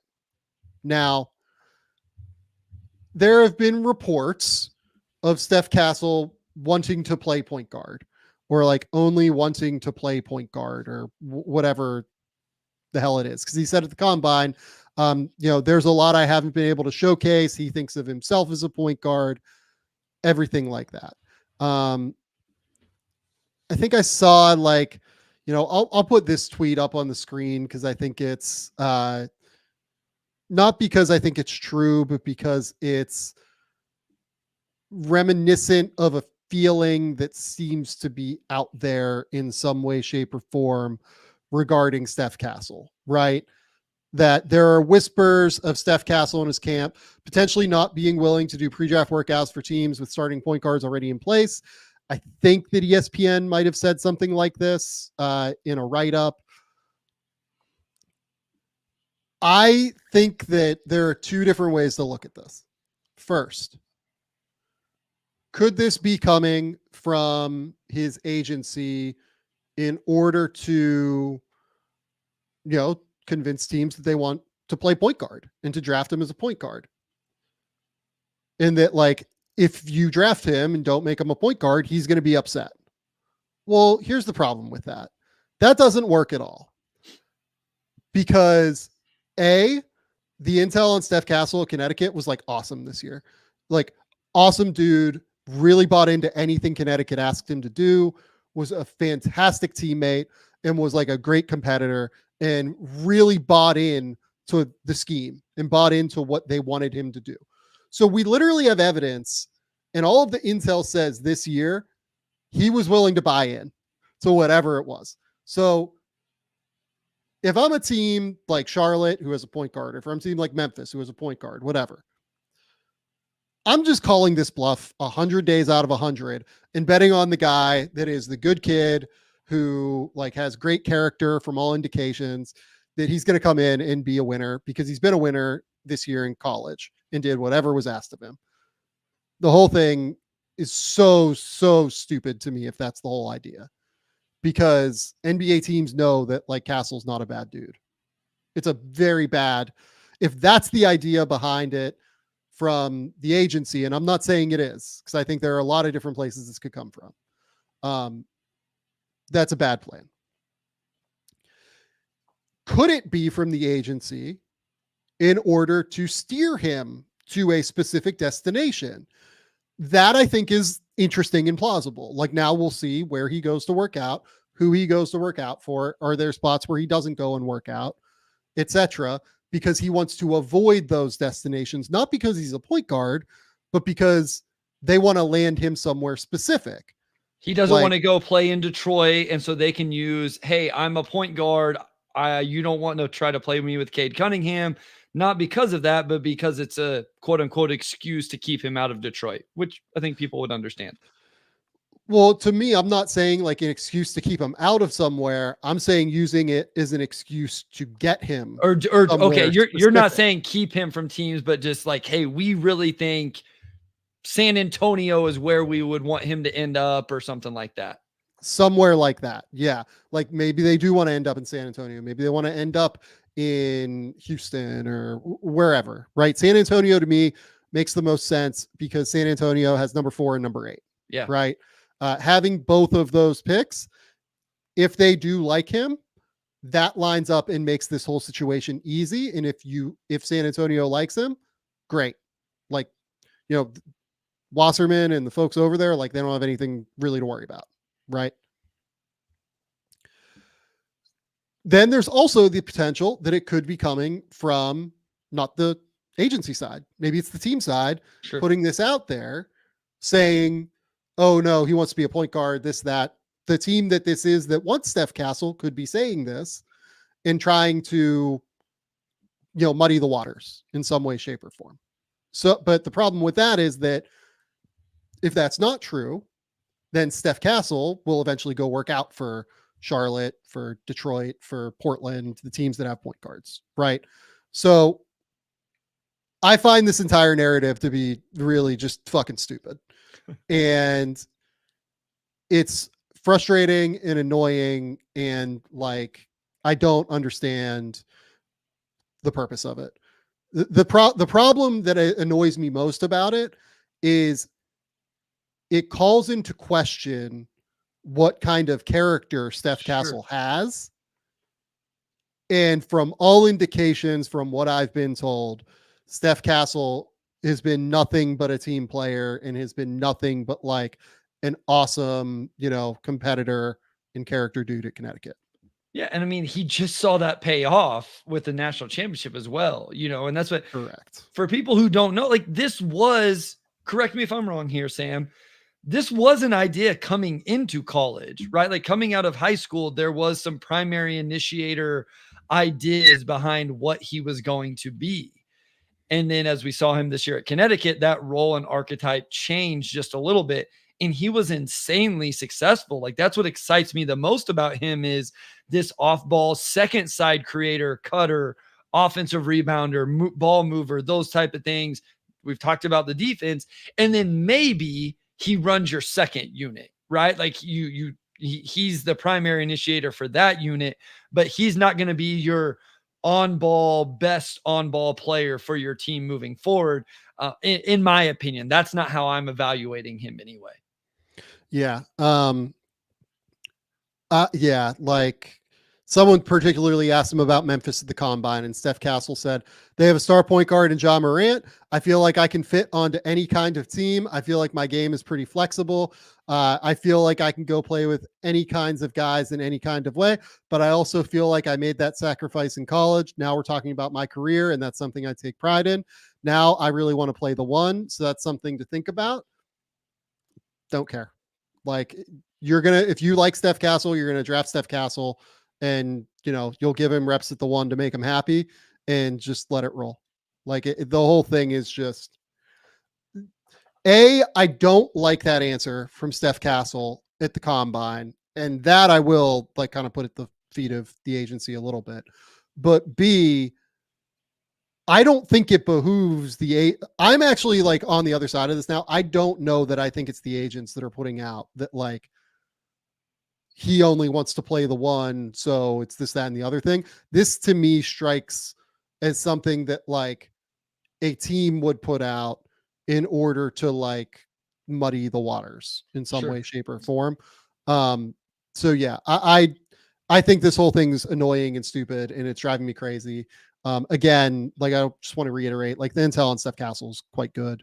Like, don't let this, whatever this episode is here, muddy the waters in terms of what you think of him or how you think of him is the reason that I wanted to talk about this. Yep. All right. You have anything else on Castle? Or you want to move to question number 2? I don't. Yeah, we can go to question 2. Okay. So what pocket, quote unquote pocket of this draft provides the best value? So I'm going to throw out some examples of what I'm asking here. A couple of them are going to obviously be wrong. So star power at the top. I know that's not the answer. Starters at the end of the lottery, role players somewhere else in the first round, gyms in the second round. So this question came from here, Sam, where everybody talks about how bad this draft is, but somewhere this thing balances out, right? Like the star power isn't there at the top, but somewhere there is quality depth. Is it 10 through 15? You're going to be able to, you like those guys. Is there a tier, something like that? What's the pocket for you where you're like, I think these teams in this range should feel good about what they can be drafting? Yeah, I would say like 9 to 16 or so, maybe. Yep. Like somewhere in that ballpark. Like to me, that involves guys like, I think Ron Holland might slip into that range. I think that, there's a chance Cody Williams could slip into that range. I quite like Devin Carter, obviously, like you said. I have Bub Carrington in this range. I like Jared McCain quite a bit. Yep. Flip. Kyle Filipowski's in this range for me. Tidjane Saloon's in this range for me. I have Dillingham in this range. I don't, like whether or not he goes top 10, we'll see. I have Isaiah Collier in this range. I have like Tristan Da Silva in this range. To me, like that area is pretty interesting to me. And I think that's like, I love that Bub Carrington, Devin Carter, Jared McCain group particularly. And I think that is like the pocket where I would be really happy to end up with one of those three. So I would have the same answer to the question, because since I've like kind of fleshed out my board, put it into tiers, and like mine's color coded and silly and all that. But so it's my blue tier, but I've always found myself gravitating to, man, I kind of like these guys. Like if I'm drafting, if I'm the Thunder sitting there at 12, I think I'm feeling pretty good about what my options are going to be. The last time we did this, I think, Dillingham was still on the board for us. We talked about Jared McCain. I think we ended up going with Saloon, but he was like, you have in Flip, like those are four guys that for the Thunder are all interesting in very, very, very different ways. Devin Carter has been a huge riser for me, but again, like even Philip, I think you and I are higher on Filipowski than most in the public sphere. I don't know about NBA teams, but you're talking about a dribble, pass, shoot 7-footer that you could get into the lottery mid first round. I think teams should be salivating over the potential of that. And another name I'll throw into the back end of that is Deron Holmes, who I have somewhat in this range of names. Later teens. The later teens. And I'm like, I like Tristan Da Silva is in this tier for me as well. So that's what it was for me. I was just curious if that's what it was for you as well. Yeah, I would say that's the range to me where I'm like pretty interested in that group of players. Because I'm not as confident, Sam, I think, as I was at one point in my into the first round top. I like some of those guys, but I'm not sure really what I feel about Johnny Furphy and Keyshawn George. We don't know if Furphy's going to be in the draft. Exactly. Like still 2 days. Hold up. We'll get there. Like, I got more questions coming. Okay. Since you didn't say second round, and we've had people beg us for this, I believe we had a super chat or whatever you call it on YouTube. And so give me, if you can, 5, however far you can get, solid second round, even undrafted free agent names that could carve out a career in the NBA. I'm not asking you for stars, Sam. I'm not asking you I'm not going to answer this because we're going to do a whole episode on this. Okay. All right. It's a really good question. And I'll give you like I will answer 1. I'm not going to answer 5 right now. My 1 is Jamal Shad. Like, I think Jamal Shad's an NBA player, just like point blank. And we've talked about that a little bit, but we're going to do a whole episode on this probably in the break between the finals starting and, the finals not starting. Okay. Basically. So, Jamal Shad is my answer here. I love his defense. I think he's a great decision maker, playmaker. We saw it at the combine. We saw just the way he like took control of those games. It felt like to me, he's fearless. I think he is like his defensive tape like blows my mind every single time that I watch him. So I will answer Jamal Shad to one of these. Do you have an answer that you want to give before we move forward? No, I mean, the name that I gravitate to more and more is Keshad Johnson. I like Keshad Johnson a lot. I do too. And I've been high on Keshad the whole year, like top 50 or so guy for me, basically the whole year. I continue to feel that way. I do like him. Not near like the top of my second round board. Yeah. But for sure. I do like him. He's a second round player who I think can carve out a career as a 9th man playing the wing forward 3-and-D kind of archetype. Okay. So this then will play into what you said about Furphy. I'm not going to ask you for names unless you want to put out names, because I know with what you do and people you talk to. Yeah. I'll talk about the guys that like I am curious to find out an answer on, maybe without saying what that answer will be one way or another. So my question was going to be, how many players in your top 45 return before Wednesday? You can take this question whichever way you want. For everybody listening, the deadline to withdraw is Wednesday at 11:59 p.m. I assume Eastern time. So I don't know how you want to tackle this, but where are you feeling? What are your vibes? Because every year there's guys that surprise us a little bit and that changes boards and moves guys up and all of that. So where are you at on some of those things? Or do you want me to throw a name? What's the best way to tackle this? Top 45, I would say throw out names, because I don't know if I like, Sure. specify a number, because I Okay. think people might be able to read into that a little bit too much. Okay. Bub. 100% in. I'm assuming Bub is in based on what I know. Keyshawn George. Keyshawn George, I believe, is in. I've heard no different that he's not in. Johnny Furphy.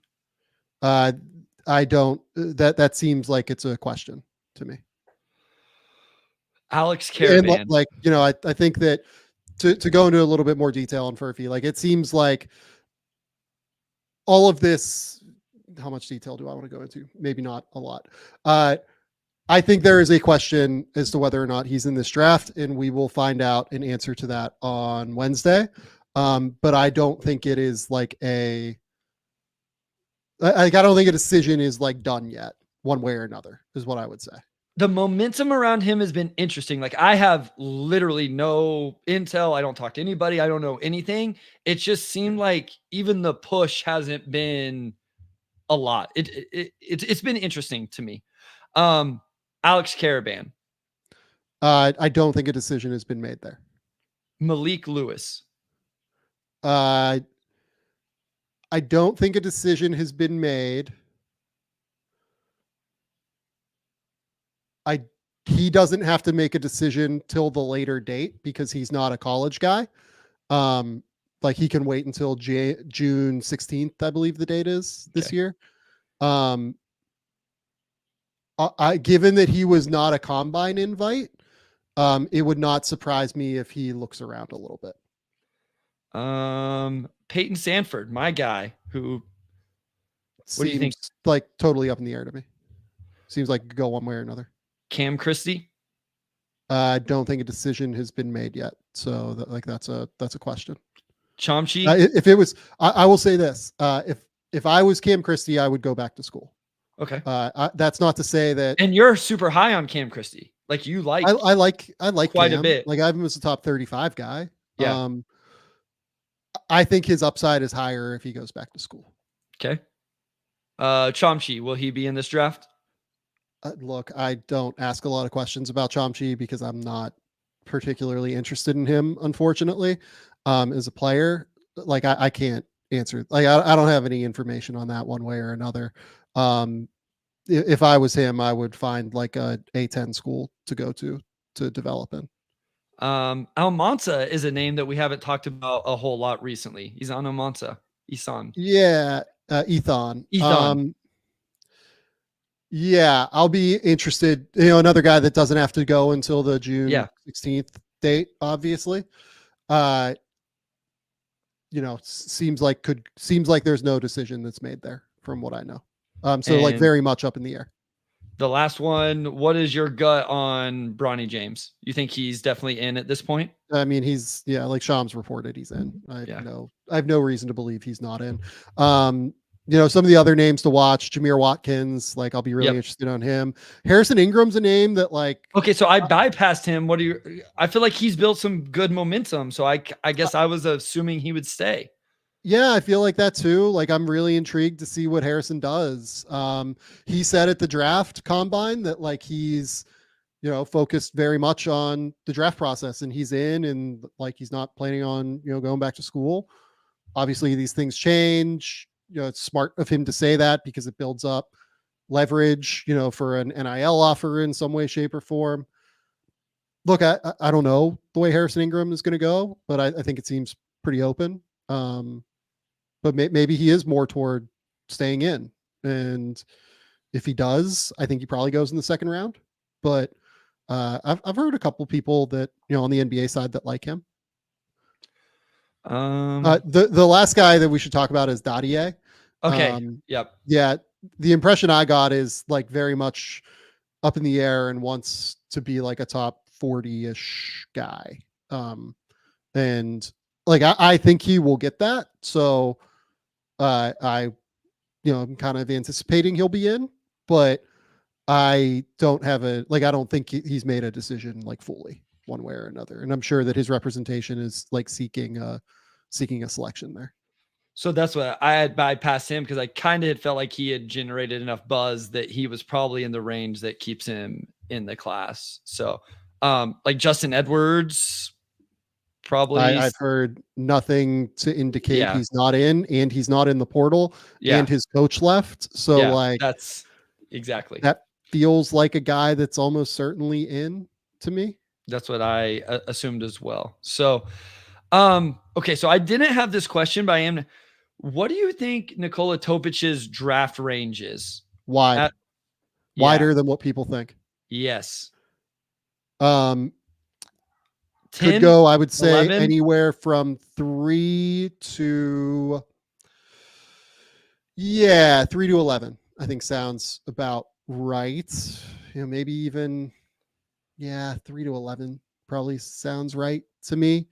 The reason I say that is because you get a very wide range of opinions when you talk to NBA folks about Topic, even among teams at the top.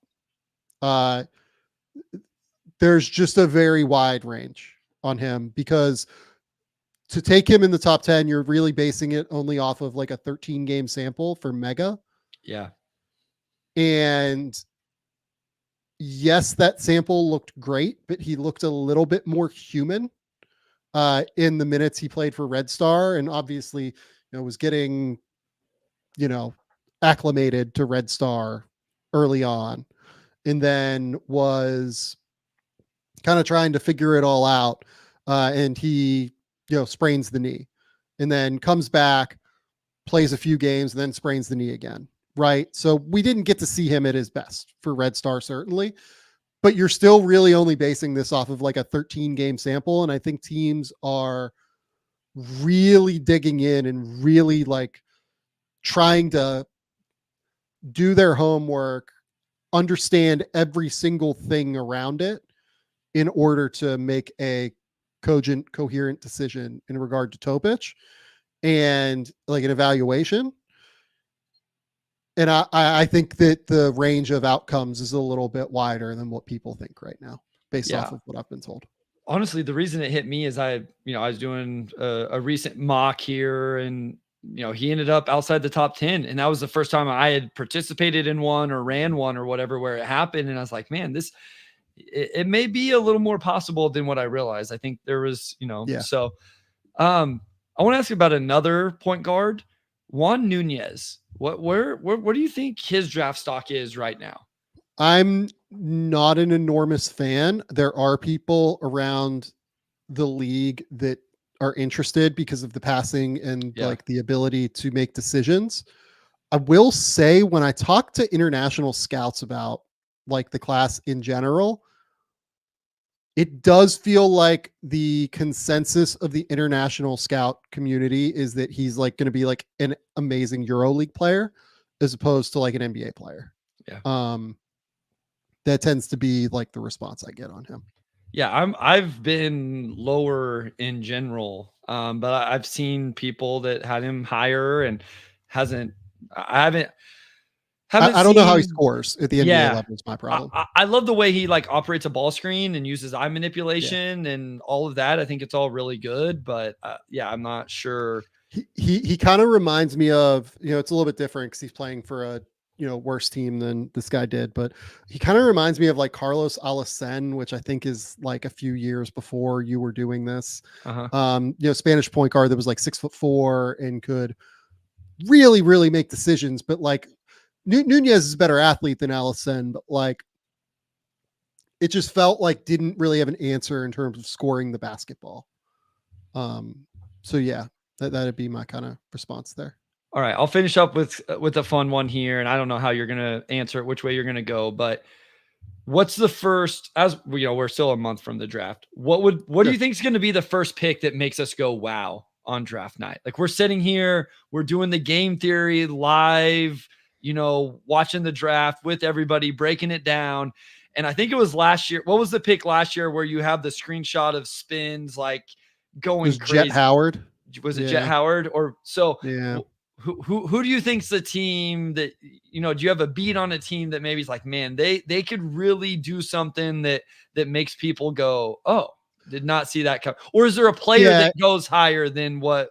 Maybe it's a player that goes higher? It's too early to like totally know that yet. The thing I keep getting told is that it does feel like a draft where there will be movement and Okay. like there will be some trades up and down the board because everybody wants to make sure that they get their guy. Okay. Because Interesting. like everybody is so different on where they have these players evaluated that they want to like get their player, right? So, and then like I've been told that like it feels like almost all the picks in the 30s like could be gettable on that second night. There are some other things that have kind of been floated that I don't really want to say, but near the top, I think it's still so early that it's hard to know what that is going to be.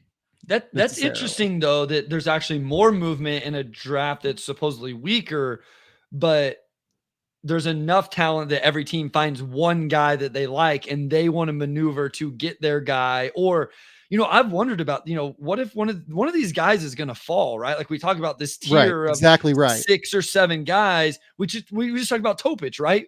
Topic falls to 12.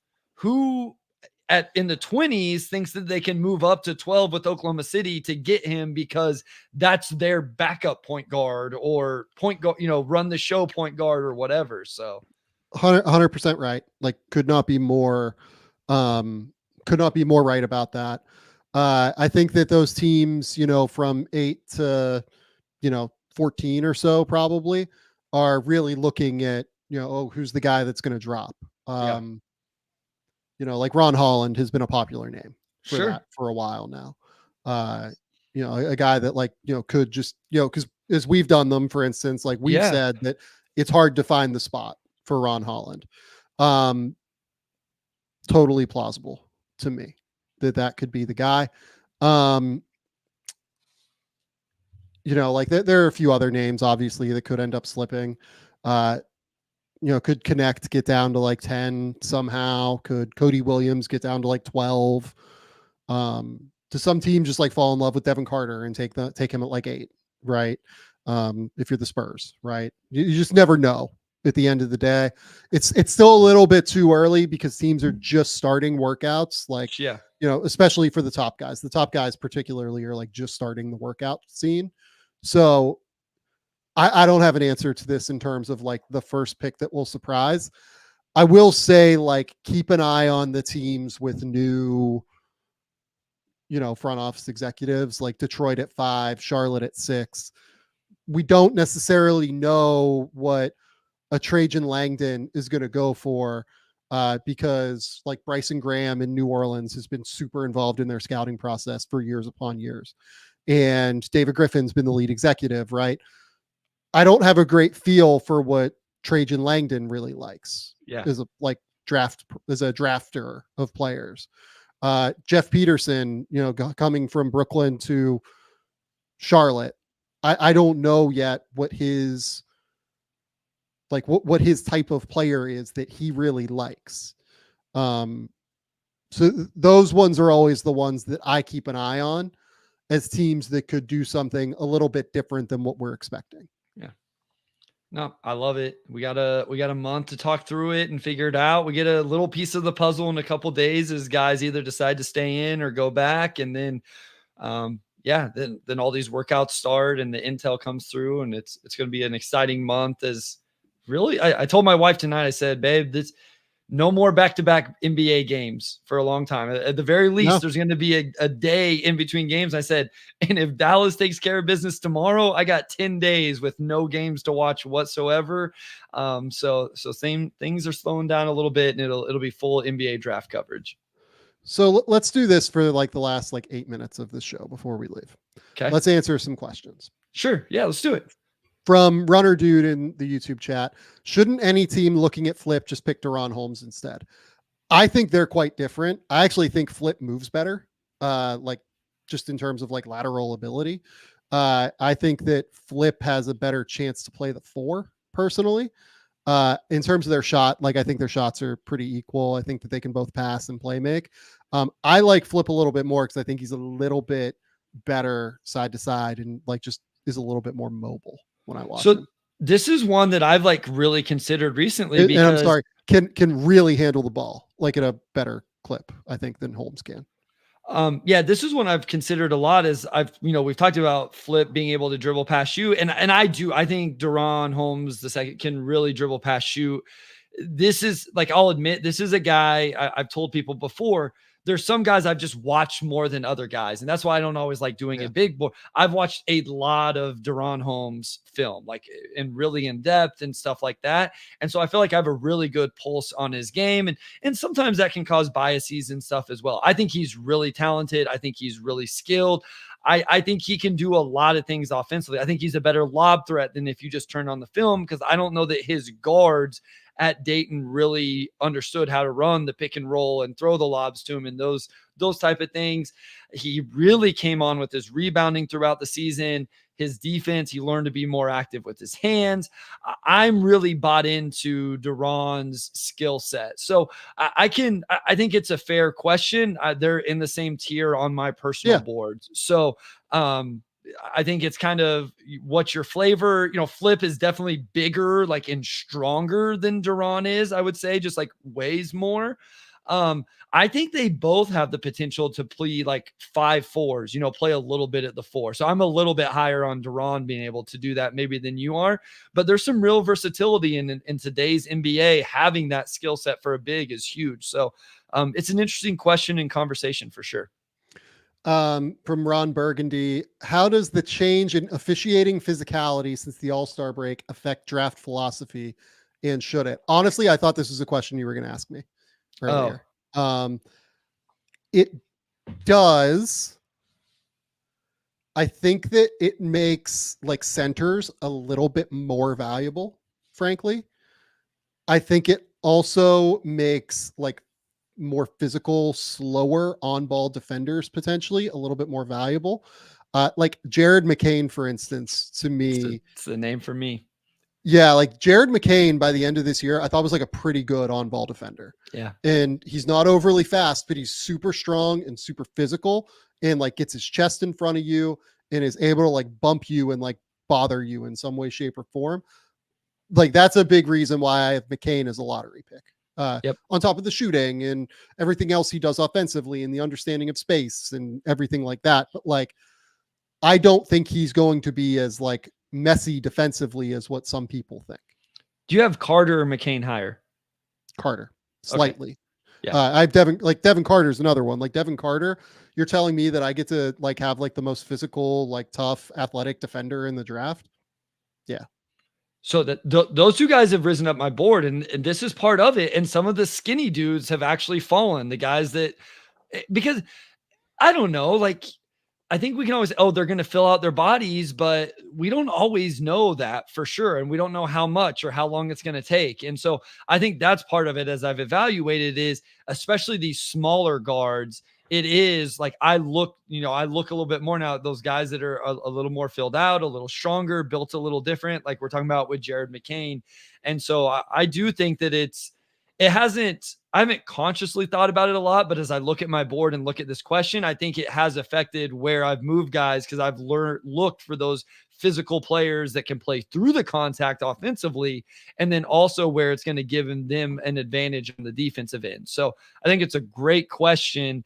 And yeah, if they're going to continue to officiate regular season games like we saw in the regular season post All-Star break, it does change the effectiveness of certain type of players on both ends of the floor.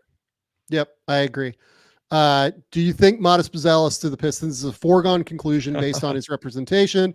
If not, what do you think his range is? So background on this for people who aren't as in the weeds on Piston stuff. Arn Tellem is, what is Arn's exact title? CEO or he does. Arn actually does more on the business side than the basketball side than what people often talk about. But I can look up his official title.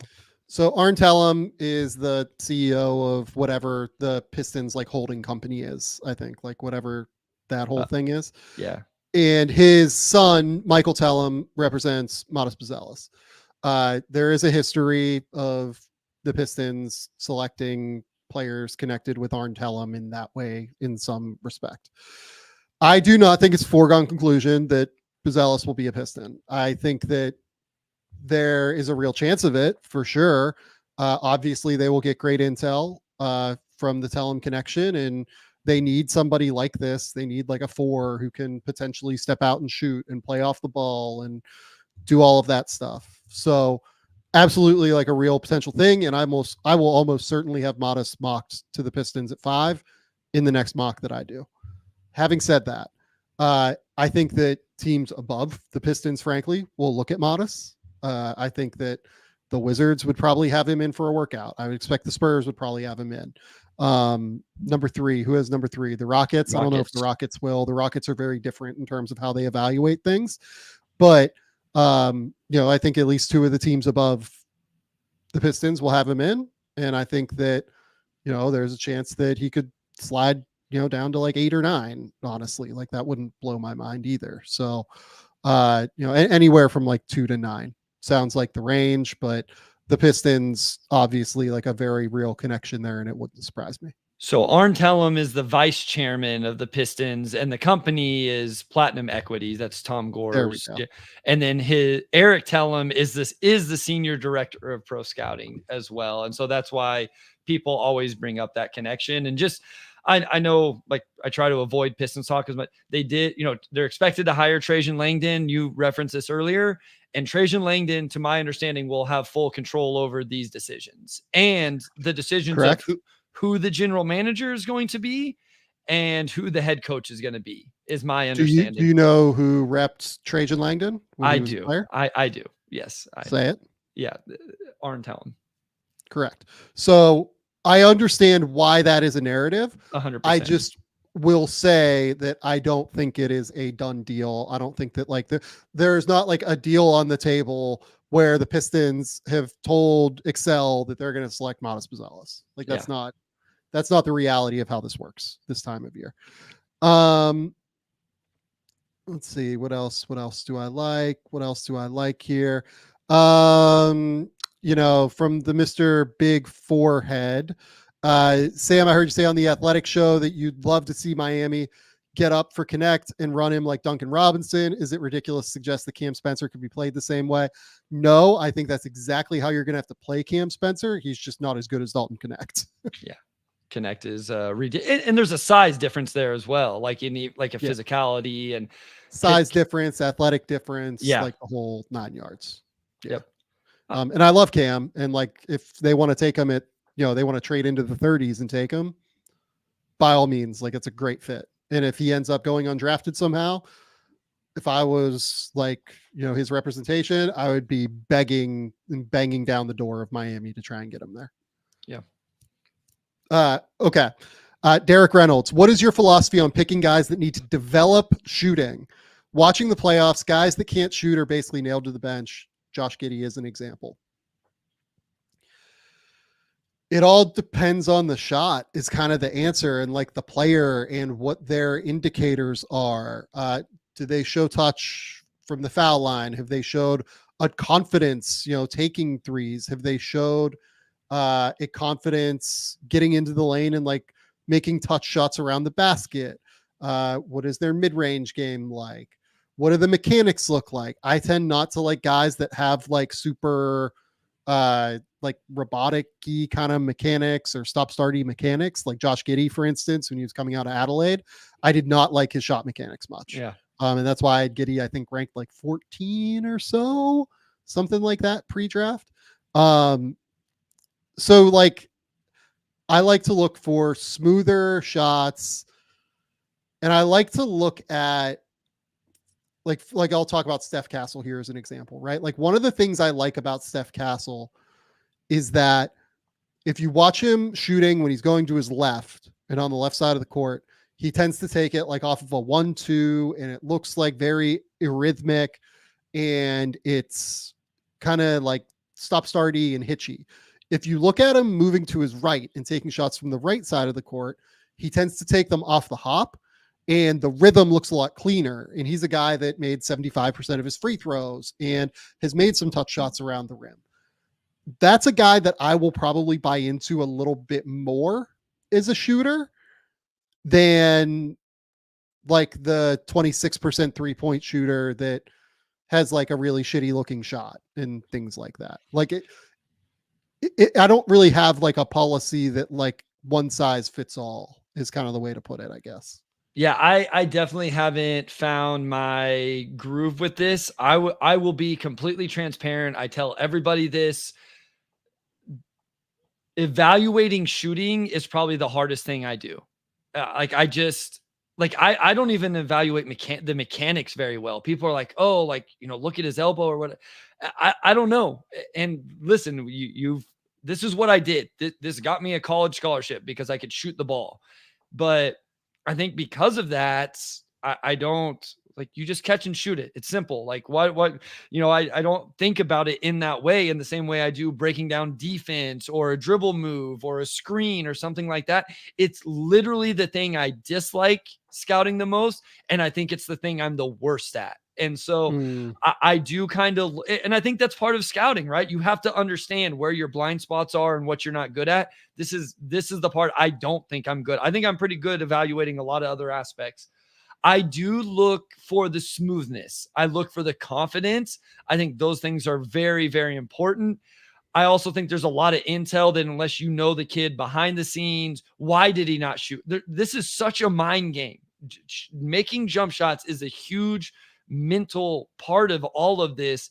And so unless you're with the kid all the time and know, like, why did he go on that slump? What was going on in his personal life? Like, did his girlfriend break up with him and he was just, sad, and that's, he lost all confidence or something like that. So I think there's a lot of stuff behind the scenes that go into this as well that could help you, buy into it or not a little bit more also. But the mechanic stuff, I'll be honest, Sam, I struggle. It's definitely not something I'm very good at. It's hard. It's really hard. The last question we're going to do here is from what I believe is a Greek name, question mark. Not sure that I'm not even going to try and pronounce. I don't know, like Irish, maybe like Celtic. I don't know. Klingon has been coming up in some number one pick overall conversations. Is there anything real there intel wise? So I'm not going to say like if I know that, the Hawks have specifically talked about Donovan Klingon or, anything like that. What I have been told is that the Hawks are gathering intel in a lot of different directions right now because they were not expecting to be picking at number one. Right. Yep. And I think there is a little bit more fluidity at number one than what most other people do. Sure. They're certainly going out, for instance, to France to go see Zach Rissache. I think that they're going out and trying to get as much intel on like Alex Sarr as they can from over here. And it wouldn't surprise me if, they were trying to get as much intel on Donovan Klingon as they can, because what I have been told is that they are casting their net wide because they are still in the intel gathering process for these guys at the top, maybe even more so than the other teams are at the top, because they moved up so substantially in the process and might have a bit less intel on like the number one, number two, number three guys than what some other teams do at this stage of the process, which is not an indictment on them. It makes total sense. Like, it's just like when you jump that high and you jump that, from into a different tier of the draft, it becomes a situation where you have to gather intel in like on a different group of players than maybe you were expecting to have to gather intel on. Well, you want to put the majority of your energy in the guys that you realistically have a chance to draft. And like you said, that changed more for them than just about anybody. So it makes sense that they're playing a little bit catch up. And again, they've had over a month to figure it out since then. And I'm sure they'll have all of the necessary intel. It just may be coming in a little bit slower than, for other teams. If Detroit would have stayed at the top, I would have hoped to think that Detroit would have already started their due diligence on those guys. And so, I mean, I feel like Klingon, if you're thinking about, listen, Sarr and Klingon aren't the same players at all, but if you're thinking about Sarr, a big, then I could see why they would be thinking about the other big at the top in Klingon. And then I think very much, he's in play at 2 if he doesn't get taken at 1. I would assume that Washington would take a long, hard look at him as well, based on where their roster's at and just the talent that he is. So I think he's very much put himself, he's in that tier for me, is the best way I can say it. Of those 6, 7, how many ever guys, he's in that tier for me. And as much as any of them, probably behind Sarr, who I think I would have number 1 still, in that conversation. So, yeah, no, I think that's a good place to end there. Bryce, that's all I've got on my end. Yeah, tell the people where they can find your work. Tell the people what's going on. Yeah, so at Motor City Hoops on Twitter, just follow me over there and you can find all the different work that I'm doing, podcasts, the Pistons podcast. If you want to listen in on that, we have Keith Smith coming on tomorrow, I guess today now, to talk the hiring of Trajan Langdon and stuff like that. And then, putting stuff out over on Substack, drafts, scouts, stuff like that. So I post it all on Twitter. You can find it there at Motor City Hoops. Otherwise, Game Theory Podcast here with the now healthy Sam Vecenie. I am healthy. Hopefully my right eye continues to recover in the way that the rest of my body. I saw you messing with it during the episode. Yeah, my cat got me a little bit there. Not going to lie. She's blind. Like, I can't be mad at her is the thing.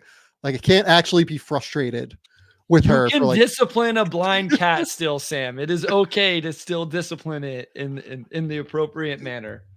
She was but it was like in the middle of the night, and like I'm so tired, and like when it happens, you're just like, wait, what the fuck just happened? Like, you're trying to figure it out, and then like the next morning, there's no point in disciplining a cat, like, because they have no idea what they did. So no clue what's going on. Yeah, no, total mess. Keep it locked here. We will be back later this week, probably in a couple of days, I would venture. Probably won't go live tomorrow if Dallas wins, but the next day I would venture we will, maybe in the morning, my time, afternoon, Bryce's time. I have a couple of interviews I'm recording as well, so we'll figure out schedules in regard to that too. But keep it locked here. We will have some really fun, exciting stuff moving forward. Until next time, we'll talk soon. Bye.